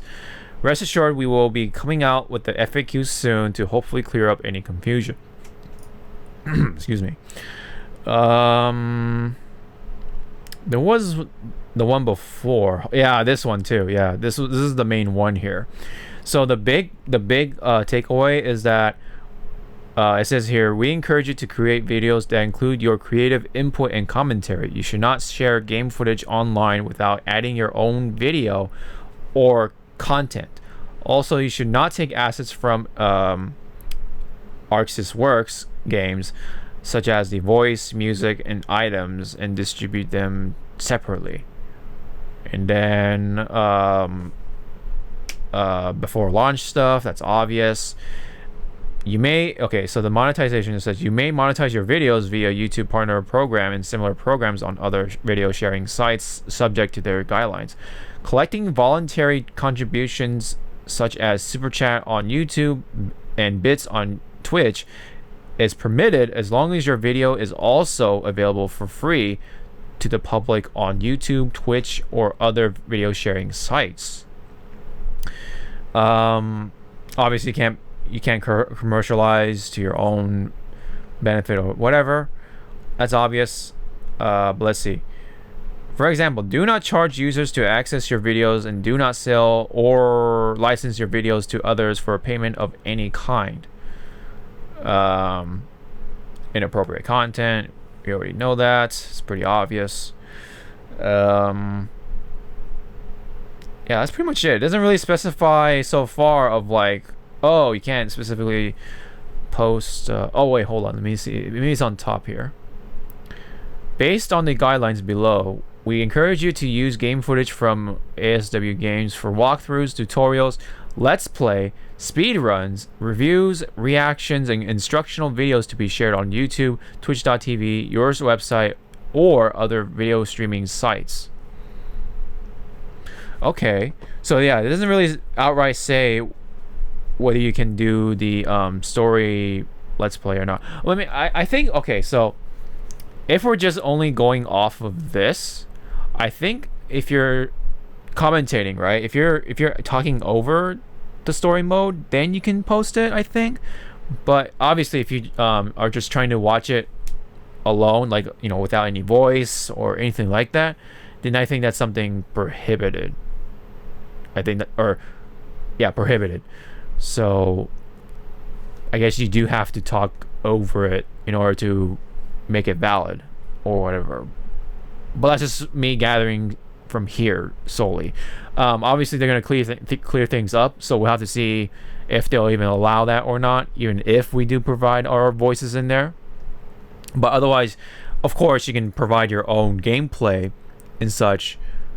I think it's just that you can't distribute them to where you like lock it behind a paywall and then you have people pay and then watch it, you know what I mean? So that's like the ones they want to clear for sure. What's going on with these comments? Oh, okay, it's just a comment on the illustration. Okay. Yeah. But yeah, I mean, what do you think from the things that have been read so far? What do you gather here? If I haven't said it already. I don't know, in my head it's saying like, we want you to, we're allowing you to do this, but we're not really allowing you to do this. Yeah, it just sounds like it's because it's very vague right now. It just sounds like you can post anything as long as you provide your own voice in there. Yeah, that's just what it sounds like to me. But thankfully, they are going to provide the FAQ or whatever to clear up the air, hopefully soon. So we'll just provide it here. There is one screenshot which I think was from the trailer. I'm not too sure where this came from. Let me check if anyone wants to point out it's like fake or not. Yes, people are commenting about the white juice from what that character is holding. Okay, it looks like it's legit. So according to this screenshot, the roadmap here for right now is that July of this year we'll introduce the first DLC character.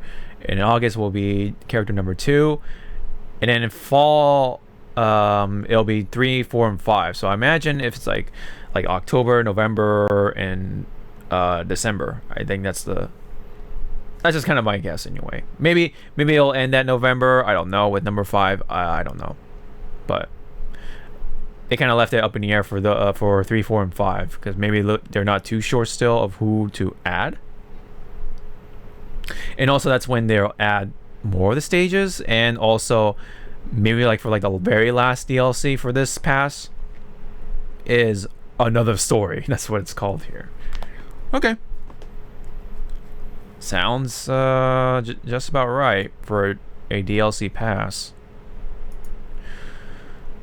But yeah, hopefully, kind of like what you said about the story mode thing. Hopefully that gets cleared up in here. So, okay, so let's go through all the game news if we don't have anything else to add for Guilty Gear. Okay. Finally, we've heard something about Nintendo as we go into the gaming side of the news. So, Nintendo Direct is happening, guys, on the 15th of June. I think that's its wait, is that a Tuesday? Oh, it is a Tuesday. Oh, okay. I thought it was okay. So that's the very last day of E3. Wow. Which is a Tuesday. Okay. Okay. Tune in for roughly 40 minutes. Info focused on exclusively Nintendo Switch software, mostly releasing in this year, followed by 3 hours of gameplay in the Treehouse. And this is, of course, during E3 2021. Is there anything else that we should know? Okay, not so much. All right. No more info on that one. It went away super fast. Yeah. Do you want to throw out any prediction, or you just want to wait at this point? That's my prediction. Oh, yawn. It's gonna be a Snorfest. Snorfest, no Bayo, no Prime 4. What are those? Yeah, right. Well, it is talking about stuff coming this year. So it's probably gonna talk about half of the stuff that we already know, or even most of the stuff that we already know. So we already know that Pokemon's coming out. We already know. Well, that's it. See, false. Well, hold on. Let me see if you have lies in your house of God. Well, they're definitely gonna talk about No More Heroes 3. That's for sure. Ew. Game releases. All right, so let's take a look at this in comparison. So if there's any like Nintendo stuff, let me see if I can like do like a find or whatever. Okay, so Nintendo. Oh, there's only one. That's weird.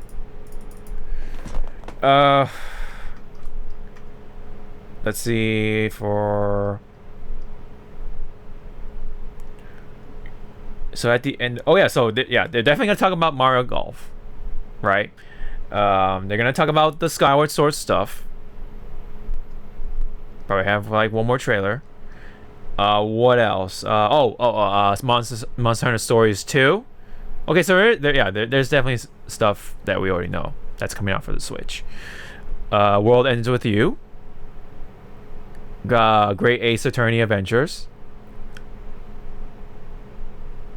No More Heroes 3, definitely.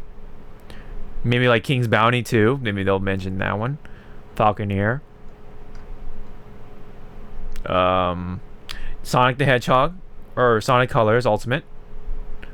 They're going to mention what else? Oh yeah, Pokemon. That's the other one. Yeah, Brilliant Diamond, Shining Pearl, and yeah, that's it on that one. So there's already some stuff to talk about that we already know, but hopefully we'll see some stuff that are new, you know. And it says mostly releasing for 2021, so we may see some teasers for 2022. So like Bayonetta 2 or 3. What if they go back on 2?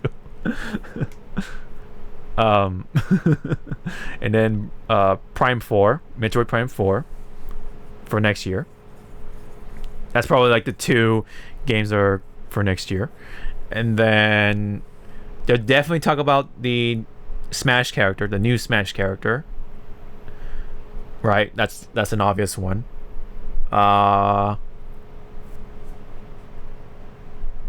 I think that's it. Maybe Pikmin. Pikmin 4 or whatever. Pikmin. Way. Yeah. What, man? Can you imagine a new F-Zero game? But it's like locked behind like gotcha. You know. I'm about to walk out of this podcast with my cat. Really? That cat looks very okay, there you go. Very comfortable, let's just say, on your bed. Oh. Okay, well anyway, there is that for the Nintendo Direct. So cool. So I actually thought it was like on a weekend, but no, it's actually on a Tuesday. Okay, that's very interesting. Okay. Well, I know to take the week off for work, or that one day off for work that week. No, the week off. The week off, the entire week off. Yep, because you gotta recover, and then your wallet's gotta recover. Yeah. See. I know. All right. Anyway, weird. What the hell is this news? There's a game on the Switch called Hentai vs. Evil, which I did not even know about until someone mentioned it. But yeah, I just thought it would be kind of funny to mention it at least here. Only available for digital. Wow. And then it's $8 right now. Huh. And the graphics look Don't look, Nala. Use your eye. it looks like a project from college in game development class or something. Shield your eyes, Nala. It definitely looks like a project of sorts, a college project. With yeah. Let me see how the graphics are. Oh, wait. Oh, there you go.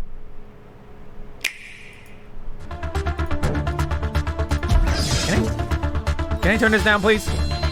Oh my gosh, the volume control is awful on this player for some reason. Well, I guess we can't hear without sound. Wow, it's like, oh, how you want it on or off? Oh, okay. Well, anyway, yeah. Cannot see. Can you not see? How about now? I am deaf. I can't see. Yeah, it just kind of looks like a very standard third-person shooter with zombies. Nothing else to it. Oh my gosh, the legs. Whoa. I can't even rewind it. Okay, never mind. I don't need to watch the whole thing. Okay. Well, anyway. Family-friendly system, right? For all the good boys and girls out there. Alrighty. Well, anyway. Just thought I'd mention that because it was funny by itself. More interesting news. the schedule has been released. So obviously with Nintendo is June 15th, as mentioned with the Direct. But Bandai Namco will also take up the rest of the slot, I guess, for the last day. But June will be Ubisoft. June 12th, excuse me. The day one will be Ubisoft and Gearbox. And then June 13 will be Microsoft plus Bethesda, Square Enix, Warner Brothers, and Back 4 Blood, and then PC Gaming Show. June 14 will be pretty good. Take-Two, but also there is Capcom. Man, your cat is just really enjoying the petting. Okay, so I guess there's some couple of notes.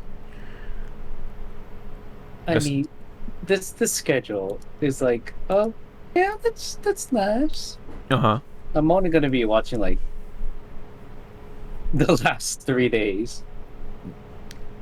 Well, yeah, I mean, which is basically what you're saying is not day one. Yeah, not day one. I'll probably catch all of them since I like to hear what Todd and Josh have to say for each of these companies. Sucks. Yeah. Yeah, pretty much. But I guess there are a couple of notes. It says the scope and content of each presentation is unknown. Well, no shit. There are non-ESA events happening as well. Jeff's kickoff event. More details coming soon.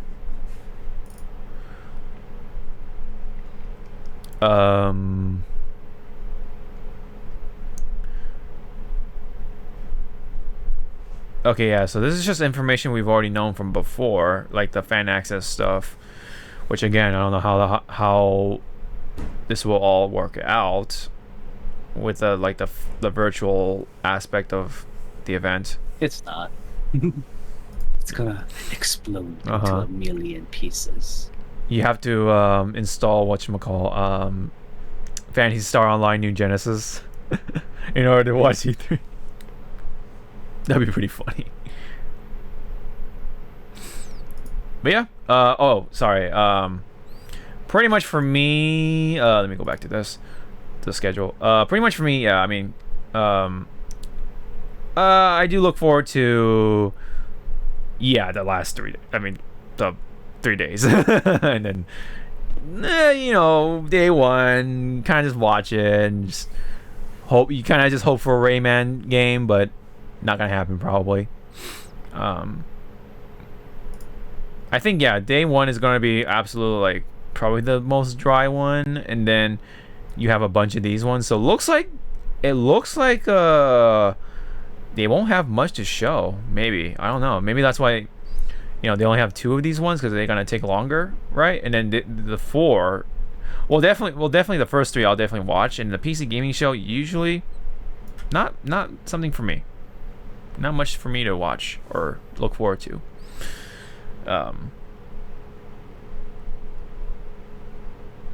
So yeah. This one so this one tells you all the times. So yeah, there's the Summer Games Fest thing going on the 10th. And then we have the Netflix presentation on Friday, so June 11th, IGN Expo. Oh, but apparently, I guess this one, the Netflix presentation starts on June 7th. So that's a kind of a confusing thing. Oh, because it's a week. It's it's a whole week of all the stuff they want to reveal for their Netflix lineup, for all the geek related stuff like gaming and stuff like that, for example. Okay, so Saturday, day one, will be Guerrilla Collective, Wholesome Direct, all in the morning from 8 o'clock, 10 a.m. Ubisoft will be 12 o'clock, and then Gearbox doesn't say. Okay, so Sunday, that will be 10 a.m. and then Square Enix 12:15. future games show is 4 p.m. and then Warner Brothers is still unknown. Oh, that's unfortunate. The Capcom stuff is unknown.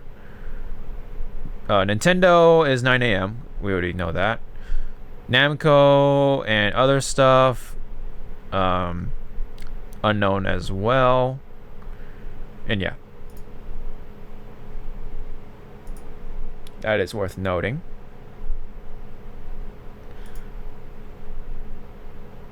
Alrighty, if you don't have any more comments about that, I kind of look forward to it. I don't know what to expect really, but no, of course the Nintendo one is the one to look forward to the most, because again, you know, Nintendo has done a lot in the past, but then as of late they've been very rough on the edges. But anyway, I thought I'd throw this one in here because we're both Digimon fans of sorts.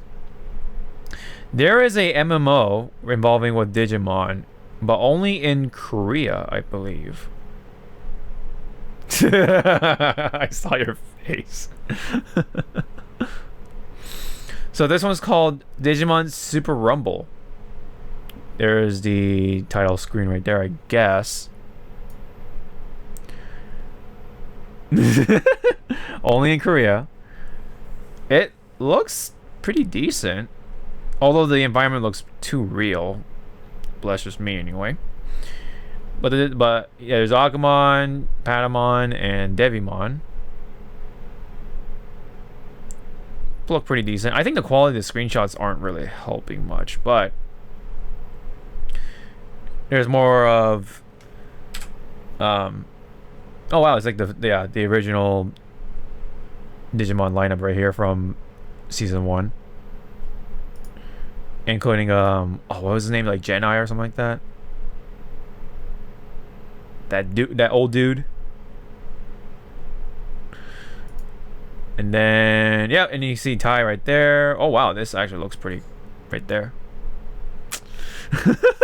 You're just like, why? Hey, I need you to edit, like, during this part. Just put Ino's face on me right now.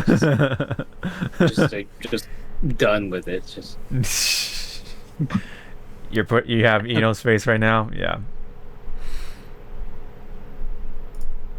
it looks good. In this, at least in this screenshot, even with the degraded quality, but otherwise, yeah. So it says, yeah, Super Rumble has been announced, an MMO currently being developed in Korea. It is built on the Unreal 4 engine. Okay, so that explains the sort of that realistic environment sort of thing. By Move Games, the developers behind the earlier MMOs like Digimon Master. So there's already another MMO before it? Oh wow, I didn't even know that. Digimon Masters. Huh, very interesting. Alright, well, how do you feel about this? It's dead on the inside. Yeah, face. Yeah. Only in Korea. Maybe, I don't know, man. There's been some MMOs that only locked behind one region, like the Mega Man MMO. In, like, I think also Korea or China. I forget.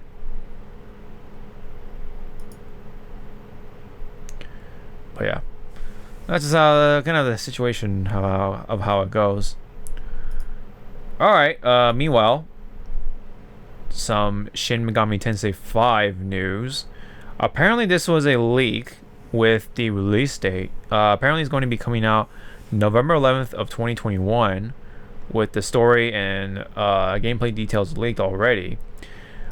Although apparently this was leaked by someone within Atlas themselves. So that was kind of unfortunate if that's really the case.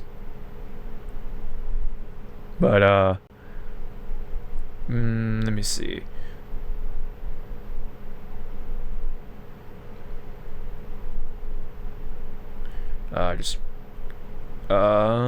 Just glancing over the details. A high school student living an ordinary life wanders into another world called Doth. The hero fuses with a mysterious man and becomes a Naobino, a forbidden being, throwing himself into a battle between gods and demons. Okay. And then they tell you about the details, right? So essentially, from what I hear, so as you know, we both come from Persona 5. The distinguishing sort of difference with this game and Persona, for example, or Persona 5, for example, I guess, or Persona games, is instead of having personas as like, how do you put it, like a companion slash sort of a weapon in a way, or ability, the personas are actually now your allies. So, or party members. So it's kind of like if anyone remembers Tales of Symphonia: Dawn of the New World, where you have two human characters, and then the rest of them are going to be just monsters as your allies or party members. So I guess here, the personas, quote unquote, are going to be your party members, because you are just one, I guess, powerful being after you fuse with someone. So I guess that's the gist of things. Have you considered Shin Megami Tensei at all, Zawa? I played, I forget which one, but it wasn't for me. Mm-hmm. That's fair. Yeah, I heard it's supposed to be like the harder version of the Persona games. So that's the like sort of the word on the street anyway. But hey, I mean, November, for those who are wanting to plan out your budget for this year for gaming. So that's that. One tiny little mention when it comes to Intergrade. Look, Zawa, the door. I sent you this tweet. Look at the door. It's got detail on there. The walls have also detail. The shadows have.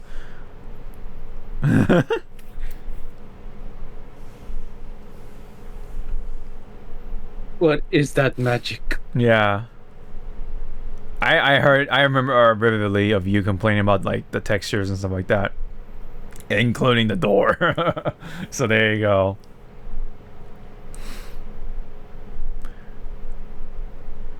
I'm just trying to like look at it if it's like legit or not, but it looks like so what happened was somebody out there has a copy of Integrate early in the door. Okay, so I guess it's just a screenshot from someone's early copy of the game, and they're able to play it somehow. And they got the screenshot from this is like straight from their TV, from like their phone, or with their phone, excuse me. So it's pretty much, we'll do it the old way. The potato screenshot, pretty much. Yeah. So yeah, if this is true, if this is legitimate, really makes the PS4 version of Final Fantasy VII Remake that much more obsolete, unfortunately. So if you're really into those textures or whatever, man, and you don't have a PlayStation 5, you're likely gonna miss out on this, seems like. Right? So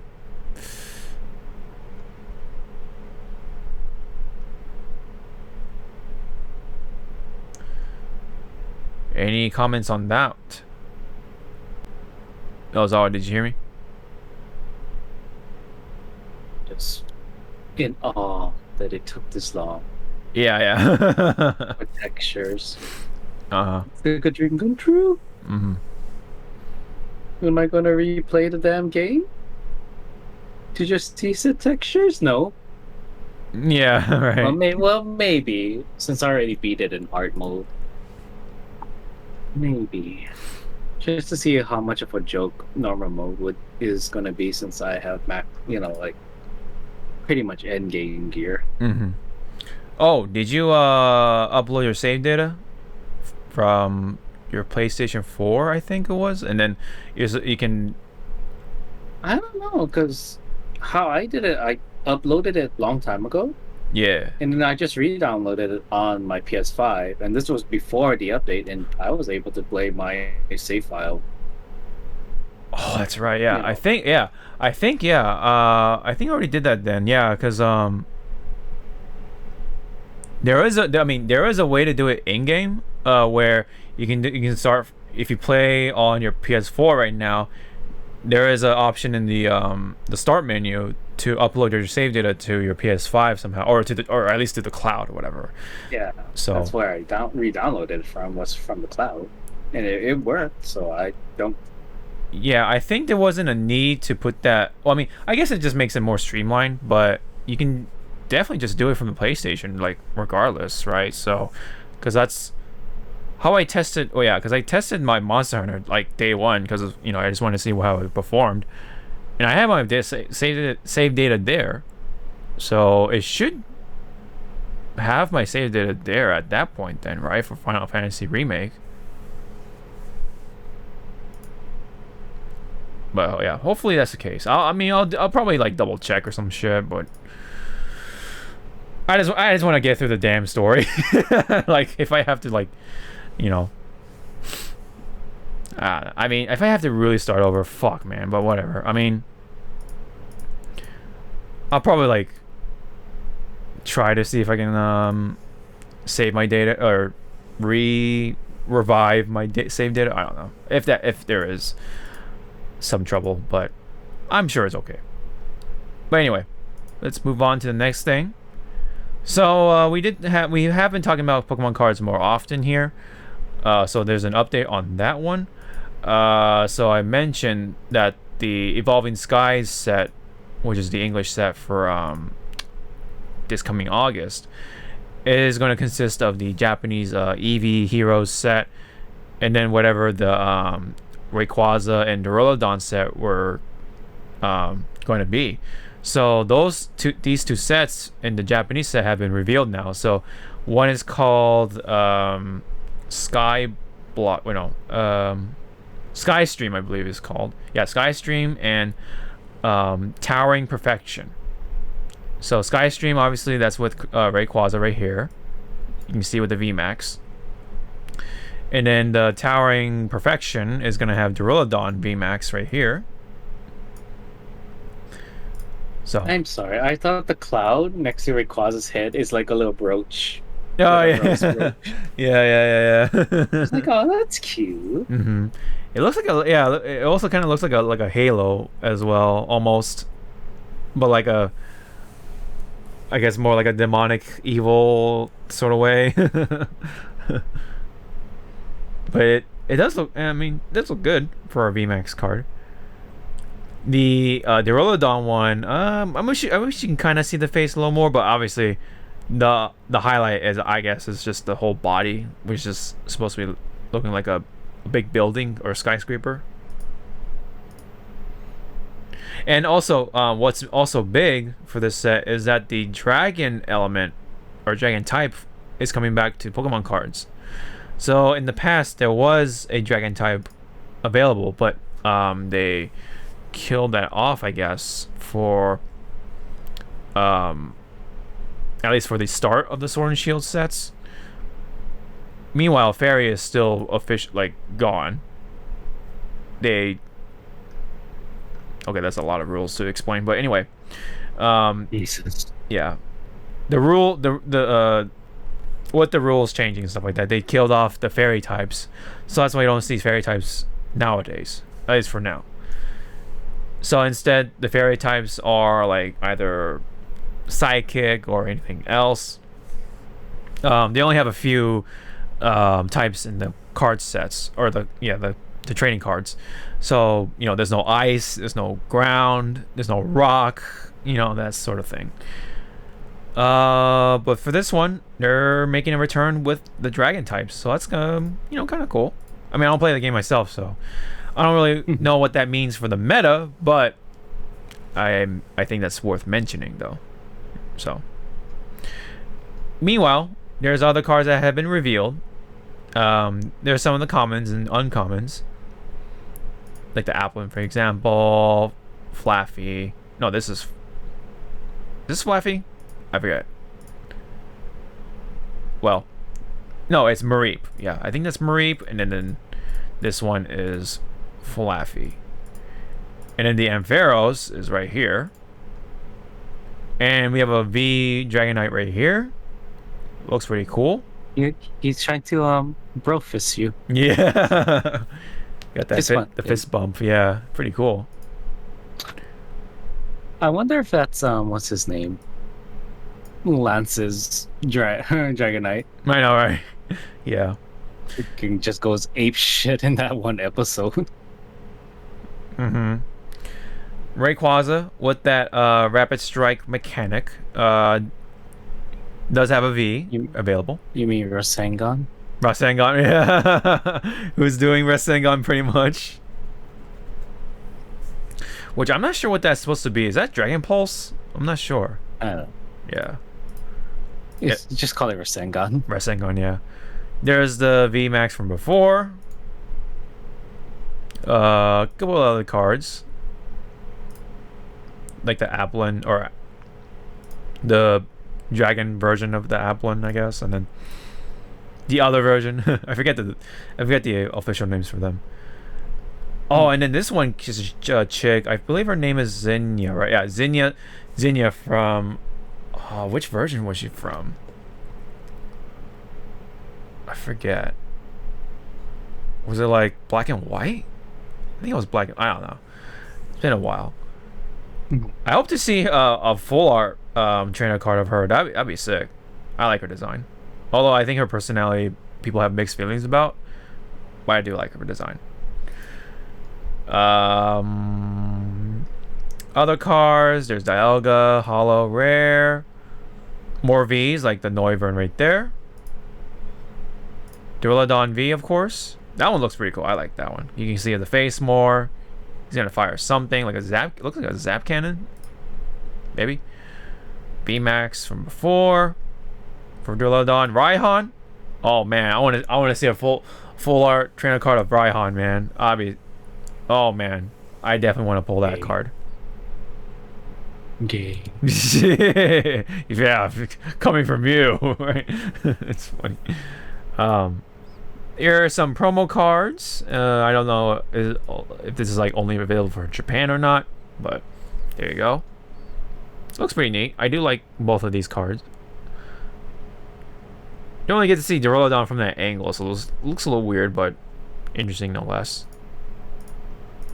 So, yep, that's that. So that's pretty much like, yeah, pretty on point so far as to what we can expect for Evolving Skies coming this August. So if Evolving Skies is gonna have the Eevee stuff, I'm definitely gonna see my wallet shrivel up. Can't even talk here. Shrivel up like a raisin for Evolving Skies. And this is the pack art for it. Booster packs for the Japanese set anyway. Looks pretty good. Any comments, Zawardo, just from the looks on the cards anyway? That's a lot of yellow. Yeah, because the dragon type is the yellow. It's kind of weird because electric is also yellow, so they couldn't pick a more different color. Yeah, weird.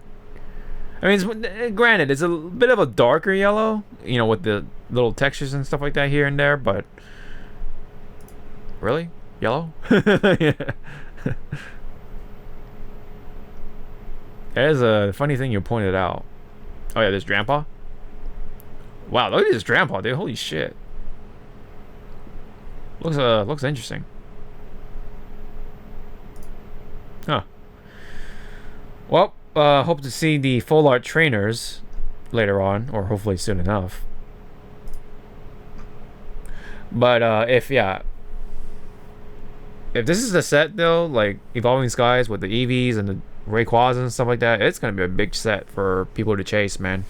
Especially the EV evolutions.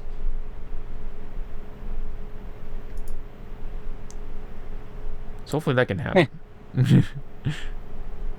Hopefully that can all happen in Evolving Skies.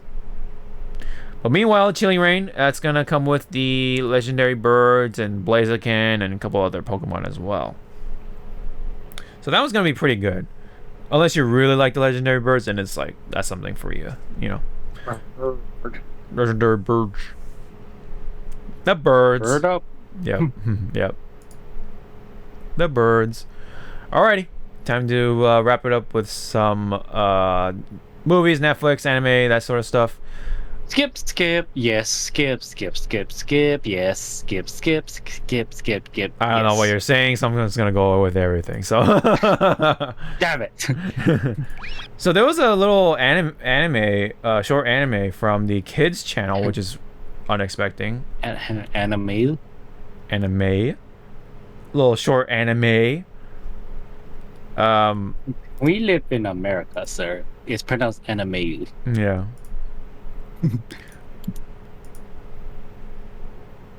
And just want to briefly go over it. There's some like really funny shots of like the husband, his expression, the dad's. This is where I seen those screenshots of that Charizard. Yeah, that's what I was about to tell you. Yeah, so it's this guy's Charizard right here, the dad, because he's originally a Pokemon trainer himself, of course, and the wife is also a Pokemon trainer who beat the husband years ago when they were younger.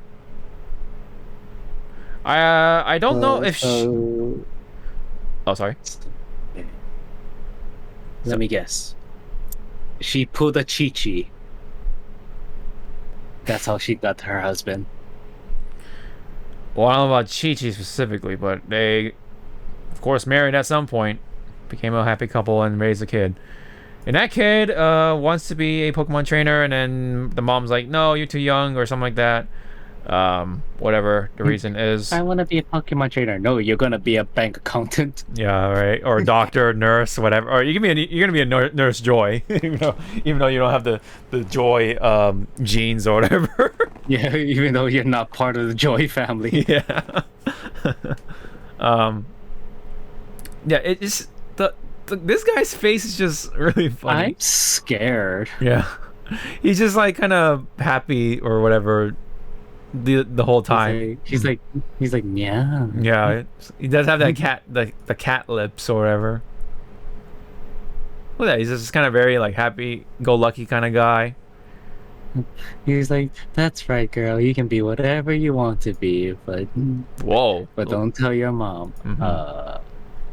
Mom, what are you doing? Skip. Yeah.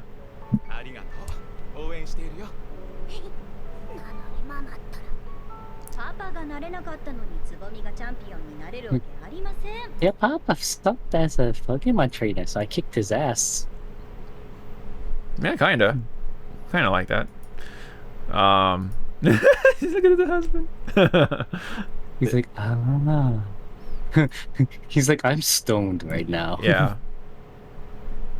Yep, I am very stoned. Oh, his eyes remind me of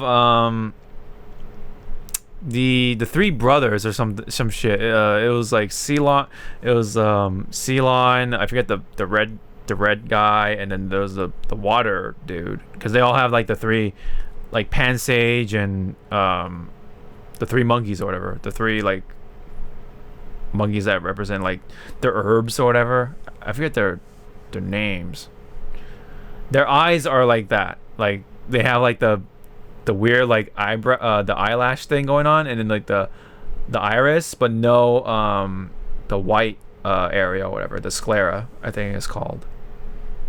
No, we're just gonna chalk it up. He's high. He's high. He doesn't look high. He's high. He's stoned. He's See just, right there. He's just very happy, dude. Look at that. He's just vibing, dude. He lived the life. He lived a life, dude. He's got a good-looking wife. He's got a Charizard with a scar on the nose. Look at that. He's like, what the fuck? What did he do to that Charizard? I don't know, but it's all very old-looking too. He's like, yeah, how old is this fucking Charizard? Yeah. I'm sorry for it. Its face is like enemy. Mm-hmm. And then look at the tail. Yes, blow out the tail. Blow it out. Blow it out. See what happens. Uh-huh. Do it. What if the lore of like blowing out the tail was like all bullshit? And they're just like, what? Yeah, and then she's like telling Charizard to attack or something like that. Do your moves, show off your moves, and then he's just like, yeah, I'm fucking tired. I'm old. You don't have enough badges. Yeah. To control me. Mm-hmm. And also, that's a really small Charizard. It is, yeah. Like I know Charizard in the Pokemon deck, in the Pokédex. It's supposed to be like what, 6'4" or something? No, it's 4'11". No, it's 6'4". 6'4". It's 4'11". I'm going by the ones that are in that special Charizard training area. The game's Pokédex is 4'11".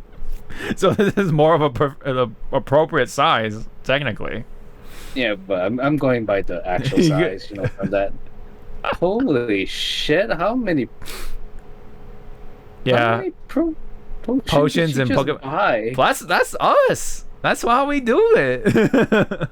I don't fucking buy potions. Yeah, you're supposed to, bro. Fuck no. I run after my Pokemon, you know, are about to die. I run to the nearest Poke Center.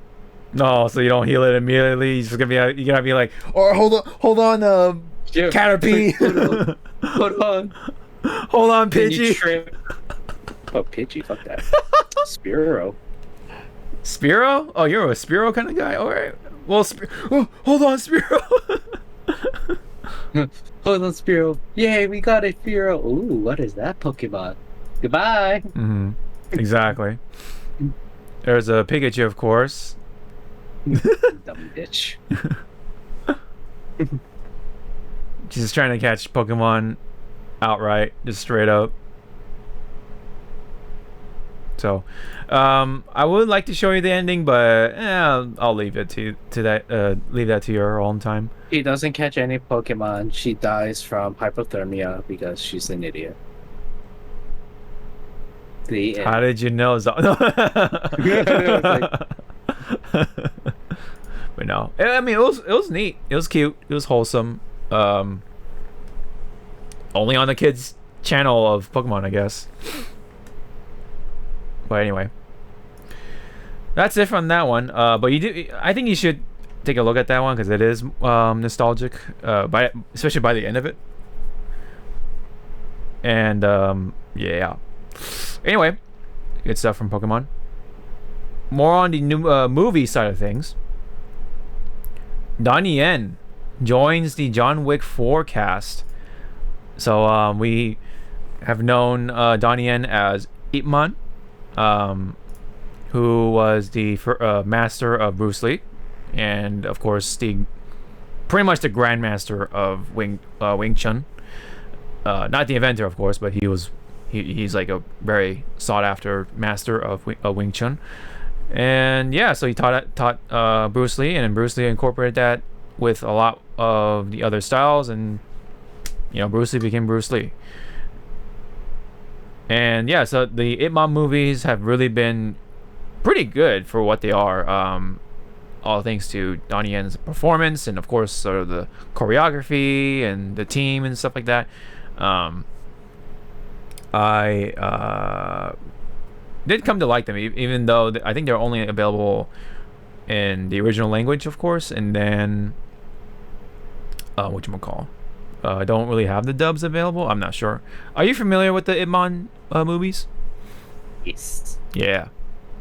Have you watched all four of them, or like at least the? I can't remember. I know I watched one. I know I watched two. I have no memory if I did watch three. 3 is the one with the other Wing Chun master, and then he's like fighting some like crime lord who's trying to take over the school or something like that. That's like what I could remember from the top of my head. Because the one that really, I think it's two, could be one, is the table fight scene. Oh, that's two. That's two. Yeah. Okay, see, good. That was my favorite one. Mm-hmm. Yeah, that was like probably the more sought after one because of what's that actor's name? Sammy Hung or something like that. I forget his name. Yes, I mean. Yeah, Sammy something. He was like an actor who worked with like Jackie Chan and stuff like that. So he was like he was like pretty cool to be in it. He was like a master who suffered from asthma and stuff like that, but he still like whoop ass even up until that one scene. But anyway, either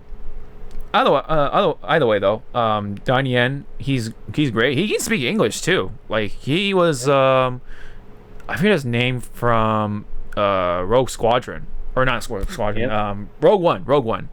What was his name? Man, let me look that up real quick. I don't know if you can throw out any comments about the casting, about whether you agree with it or not. But yeah, it's a John Wick movie. As long as it doesn't fall down that trope of having too much sequels, it's gonna get badder, shittier and shittier down the line. Mm-hmm. That's all I'm asking for.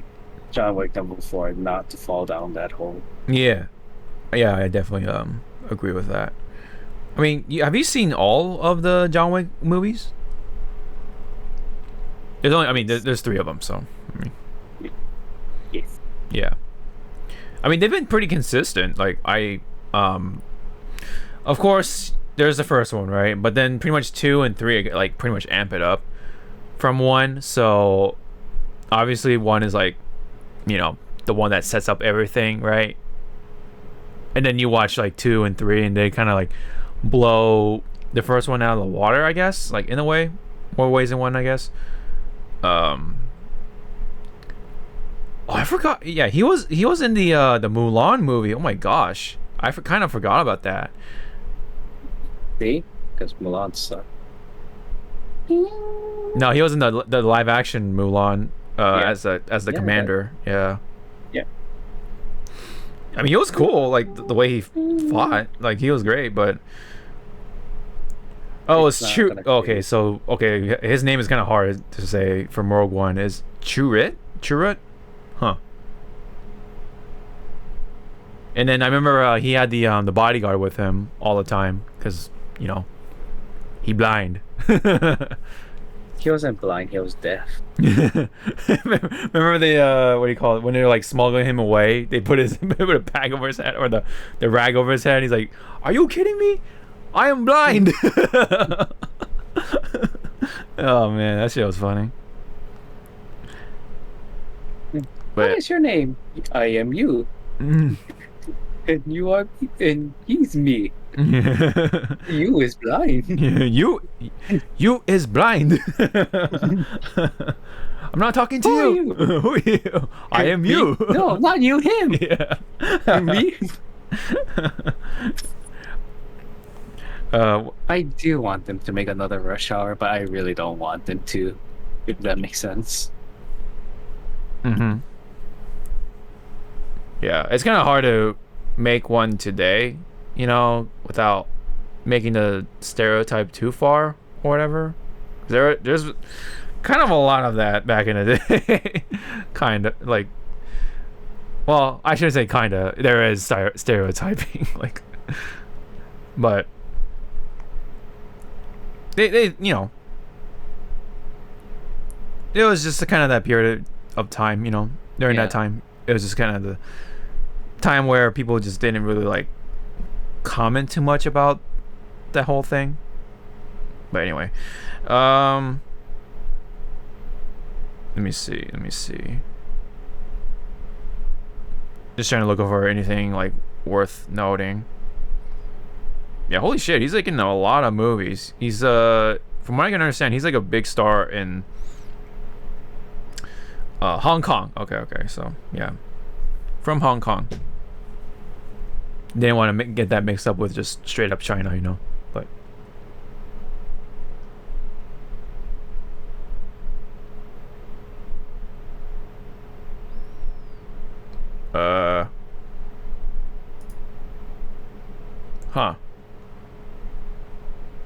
I guess apparently he was a part of this. Which I'm not sure if it's I don't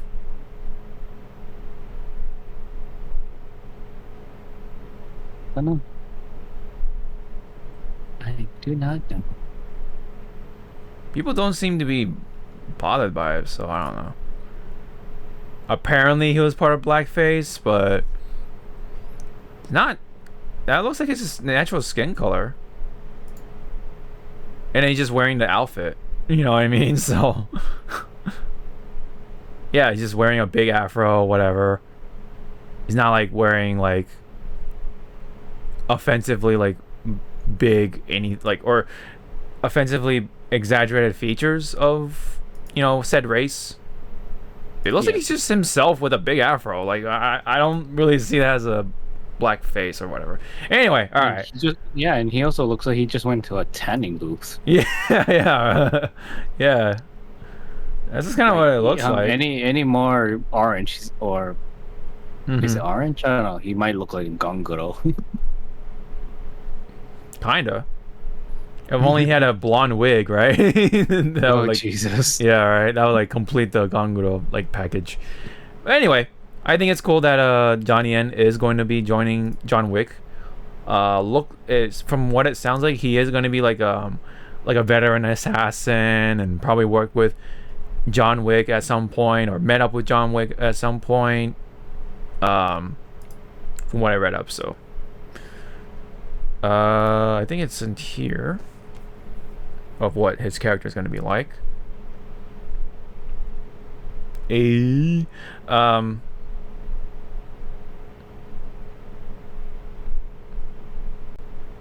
guess it doesn't say much here.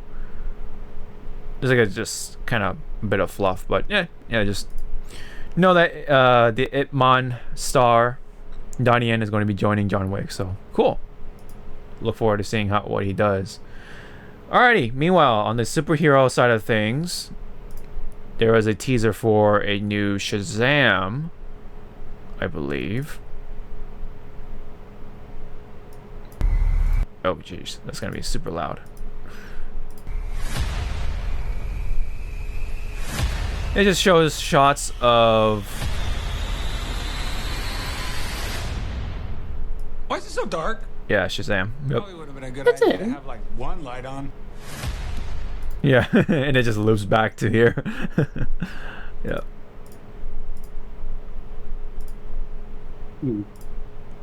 Parodying the whole dark thing that you see in trailers. So you see bits of the costume. I mean, it's not hard. It's kind of hard to tell on Twitter, but or at least through these screen sharing. But not much to comment off of. I mean, do you have anything? Nope. Yeah, other than the. I'm more interested in so the dark? Black Adam. Yeah, Black Adam. Yeah, I want to see Black Adam more than anything. Definitely. So, is The Rock still considered doing Black Adam? Yeah. Oh, okay. From what we know. Yeah. That's fine by me, if that's the case. This one, more on the games related news, sort of. There's a giant ass plush of Slowpoke from the official Pokemon Company, I believe. Yeah, Pokemon Center. Yeah, of course. It's a giant ass Slowpoke plush. Yeah, you can go buy that yourself, sir. It's pretty big. Pretty big. Not as big as that Gengar one. Well, I mean, that's the tongue. That's because of the tongue, right? So Still. Doesn't really say how big it is, but it is just over $450 if you pre-ordered now. Is this still pre-order? Oh, it's still pre-orderable. You can still go get it. Oh, there's a lot of tiny details of like I just want to know the size. So I guess not so much that the size has been revealed. But it is a giant ass. Apparently it says life size. So is that really how big a big slowpoke are? That's a big ass thing. I would believe it was a Slowbro size of this. Yeah, I believe it. Although Slowbro is basically just Slowpoke with something in the tail, right? So did that really change much? And the belly is a little different, but yeah. Anyway, you know, if you want to go ahead and throw away $450 and take up a lot of room in your living space, there is a life-size Slowpoke for you, plush for you to hug, coming to North America and Japan this November. So there you go. All right, more on the goods, merchandise. There is a figure of Godzilla from Godzilla Single Point, and the tail though is ginormously long in comparison to the body. Look at the thighs! Holy shit! Look at the thighs. They're so big. They look like fucking. yeah. I'm sure you're enjoying it, but what does it remind me of? It looks like a. I don't know if you take like two turtle shells and like throw them onto his legs. That's what it looks like. It kind of looks like armor, like samurai armor, or like I don't know. Looks cool, but your armor. And then there's the shoulders, right? Yeah, it looks like it's like armored up. That's like actually kind of cool. He's a thick boy. He is pretty thick, and not to mention has a big ass mouth. We previously talked about his face kind of resembling that of the Oni mask, which is kind of cool, and it does make sense with the origin of where he comes from for this story. Have you watched all of Godzilla so far, the Singular Point? There's like 11 episodes now. There's like 10 or 11. I'm I'm slowing down. I see. What where did you leave off? 5? Oh, you're still. Oh, okay. You're still kind of okay. Yeah, you leave me alone.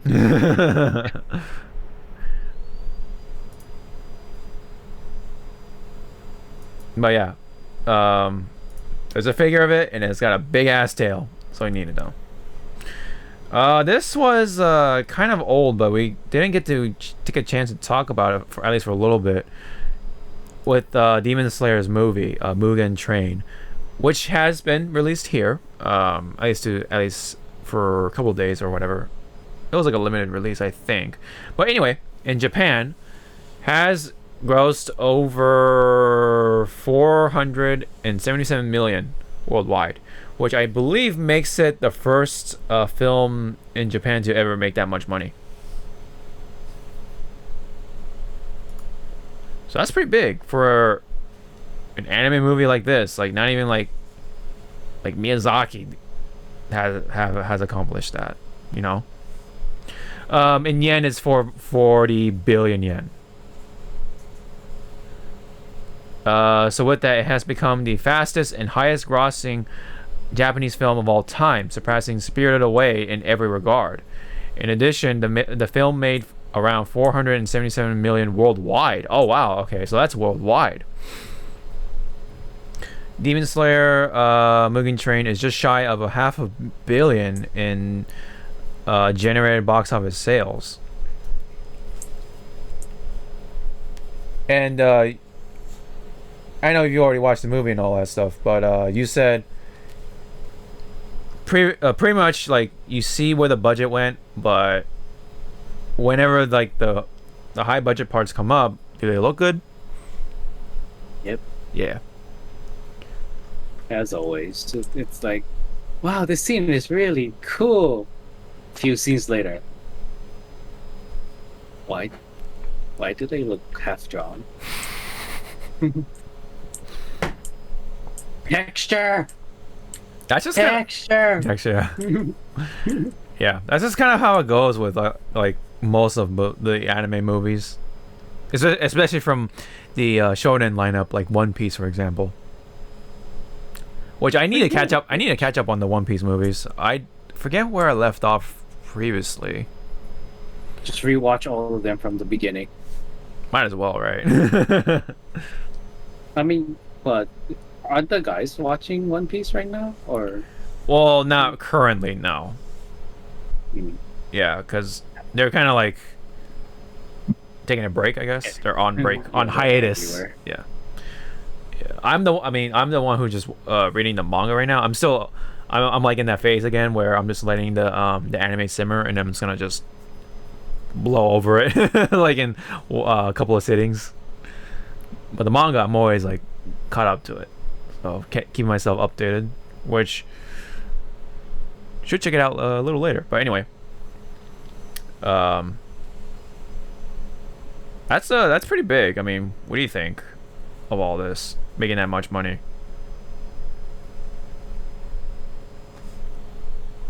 Do you think it deserves this much? Yeah. I don't know. I don't care. I don't know. I don't care. No. Don't know. I don't care. So you don't think it's overrated by any means then? Yeah, I don't think. Okay. That's something. So Because I don't know. I guess it's because it's one of those anime movies that actually help ease the tension of COVID. So yeah, you know. yeah, I get it. People want. I think it just came out at the right time where people wanted to just get out of the house. You know, like even though. Yeah, I mean, COVID's still around, but I guess it was like safe at the time, especially with now with the vaccinations and stuff rolling around. So, all right, this was kind of old, but again, this was like another thing that I wanted to show, but didn't happen because we didn't kind of ran out of time. We're almost done. So anyway, this was a cosplay from. With the actual actress who had her face modeled into the game as Lady Dimitrescu. So actually kind of cool. So now you can see her face in like real life in a way. Cassandra. Yeah. There's not much though. I kind of wish there was more. You know what I mean? Like more pictures. There's only 2 from GameSpot. Or maybe GameSpot. It's GameSpot. Do you think they had the budget? I don't know. Maybe it is. Maybe it's on this person's Twitter. Let me check real quick here. What's her name? Helen something.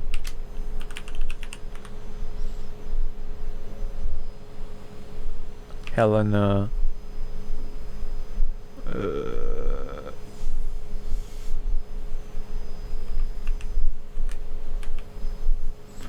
I think that's her. All right. Let's see. Oh wow. I guess not. I guess not. Huh. Oh, it's on her Instagram? Okay, hold up. Check out the Instagram. Oh, okay, that's something. Okay,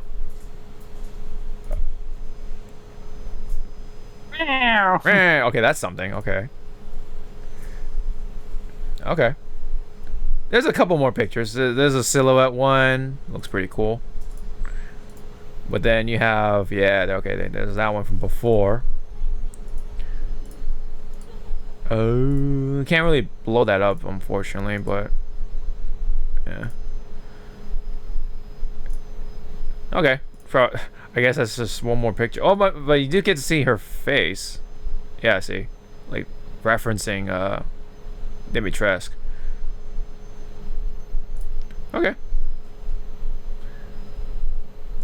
So pretty cool, pretty cool. Any comment? Yes. Is it cheating? More. No. But I want more. I want more pictures. Yeah. Where's the pictures? Yeah. Pretty much, my. Fucking get Jonah Jameson. I want those pictures of Lady Tabascus. Well, sir, what about Spider-Man? Who the fuck is that? Think, Mark. Spider-Man and stuff. No, new shit. You're like mixing all the J.K. Simmons. Like, where's Commissioner Gordon? Batman. No, it's more like where's Tenzin? Oh yeah, Tenzin. Oh my gosh, Tenzin. Oh, I love Tenzin. Which again, it's still funny that there's that meme saying that there is. I think it's an up. I think it's like written in J.K. Simmons' contract that his characters have to have a beard and a mustache. Yeah. It's like something like that. It's like, yeah. When you like think of it. And you know, when he's J. Jonah Jameson, he has to wear a wig pretty much because I think he's bald, right? So yeah, I like his bald. Yeah. Well, because JJ has the signature like flat top though, right? So yeah. I mean, I don't know. Maybe they got rid of it. Because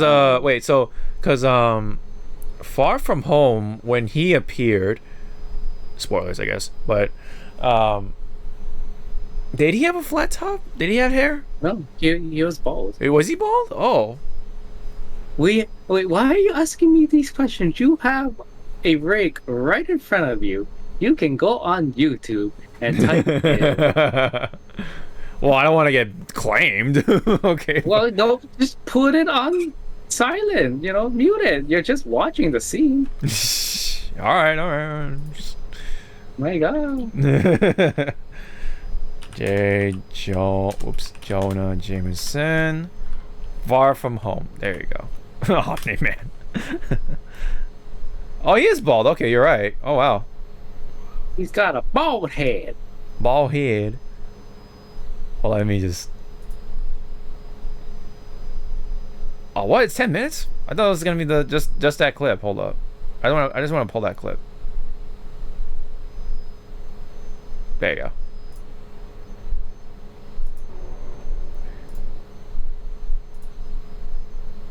Where you been? Looking for you all morning. Why don't you pay your phone bill? Mad scientist goes berserk and we don't have pictures. I heard Spider-Man was there. You photographing squirrels? You're fired. Chief, the planetarium party. Oh, right. You're unfired. I need you. Come here. You're on fire. Yeah. Oh, well, Don't answer that. My society photographer got hit in the head by a polo ball. You're all I got. Big party for an American hero. My son, the astronaut. Could you pay me in advance? So your son is the astronaut? Your son's name is the astronaut? The astronaut. I love that Serious? fucking that reaction. Yeah, his laugh. Yeah. My son, the astronaut. Could you pay me in advance?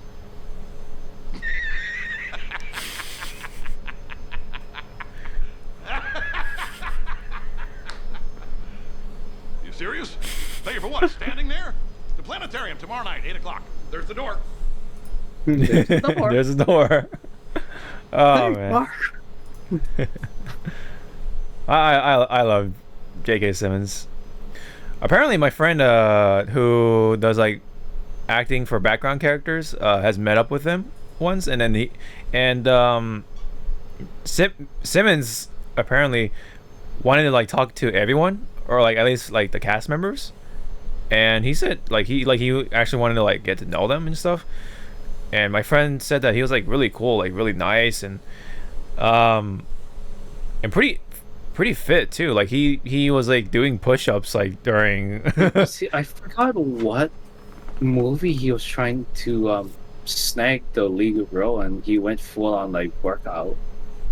Yeah. I think he was doing that particularly for Whiplash. There's a like a indie like a small film called Whiplash. Because that was the movie my friend did partake during that time, and he met up with Simmons. And yeah, from what it sounds like, he's a pretty cool guy. So, I mean, if I ever meet J.K. Simmons, I'll be like, "Can you just yell at me?" No, dude, just ask him, can you pay me in advance and just see what happens. I'll be like, "Can you just yell at me?" Yeah. I don't care which of your awesome roles, just yell at me. Thanks all. It's like, oh yes. I just got my ass kicked by a Omni-Man. Mm-hmm. Oh yeah, so this was a meme involving with the game cover from the Diamond and Pearl, especially this one. So someone put a sound effect over. Hold on, let me set this up right. It's pretty funny at the time, I mean.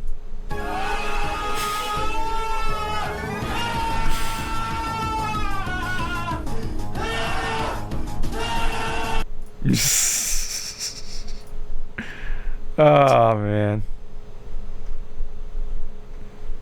What if that was the battle cry or whatever in the new Pokemon game?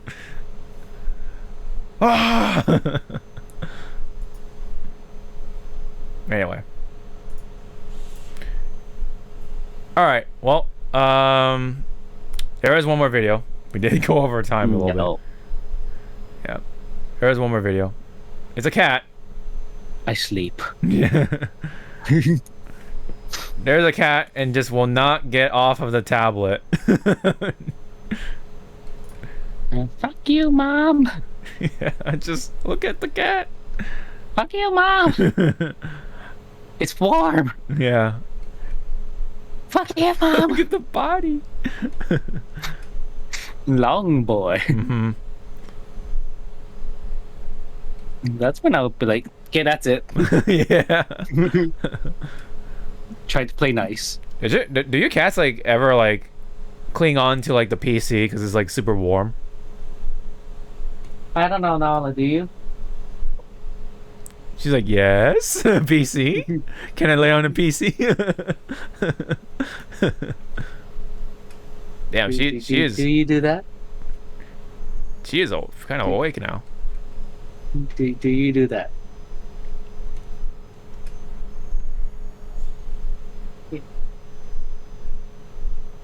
That is damn long body.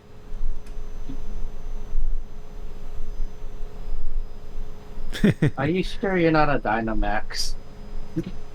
Are you gonna fight? Dynamax. Oh my god. Zawa. Oh man. Alrighty. We can end it on that note with the cats. Thank you guys so much. We'll see you next time. I think what we're gonna do though is wait off until E3 is done. So might take a little bit longer to get an episode out, but we'll be back on schedule eventually. But cause this week, right? It's this week or this weekend is when we'll start to see some E3 stuff. So I think most of the news is gonna come from just like hyping up E3 and stuff like that. So we're probably not gonna see much. So we're probably just gonna wait off till E3 is all done, and then we'll just go from there. So probably early next week, or we're probably gonna do like a bi-weekly thing as we did sort of in the past for this upcoming episode. So yeah. So pretty much next episode will be the E3 one, or we're definitely gonna be back by then. And yep. So we're gonna just gonna be talking about E3, all E3. What is your cat doing now? Oh, just being a cat.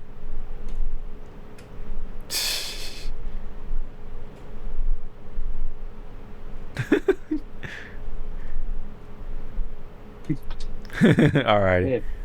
Just like I'm done. Alrighty. Thank you guys so much. We will see you guys in the next one. Oh yeah, don't forget to like and subscribe and all that stuff. So no need. No need. Yep. Alrighty. Well, hopefully we get a good E3 and all that stuff. And yeah, so till then, we'll see you guys in the next one. Bye bye. Not holding my breath. Yeah. Bayonetta 3. Okay, if Yes. if any like communication of Bayonetta 3, I will flood my entire Twitter, which is Bayonetta stuff. I'm just gonna flood it. I think you're gonna say you're gonna I think you're gonna say you're gonna like flood the bathrooms or something like. And if there's nothing of Bayonetta 3, I'm just gonna put Saitama's okay. Yeah. Well, I definitely want to see you do something on Twitter, I guess, when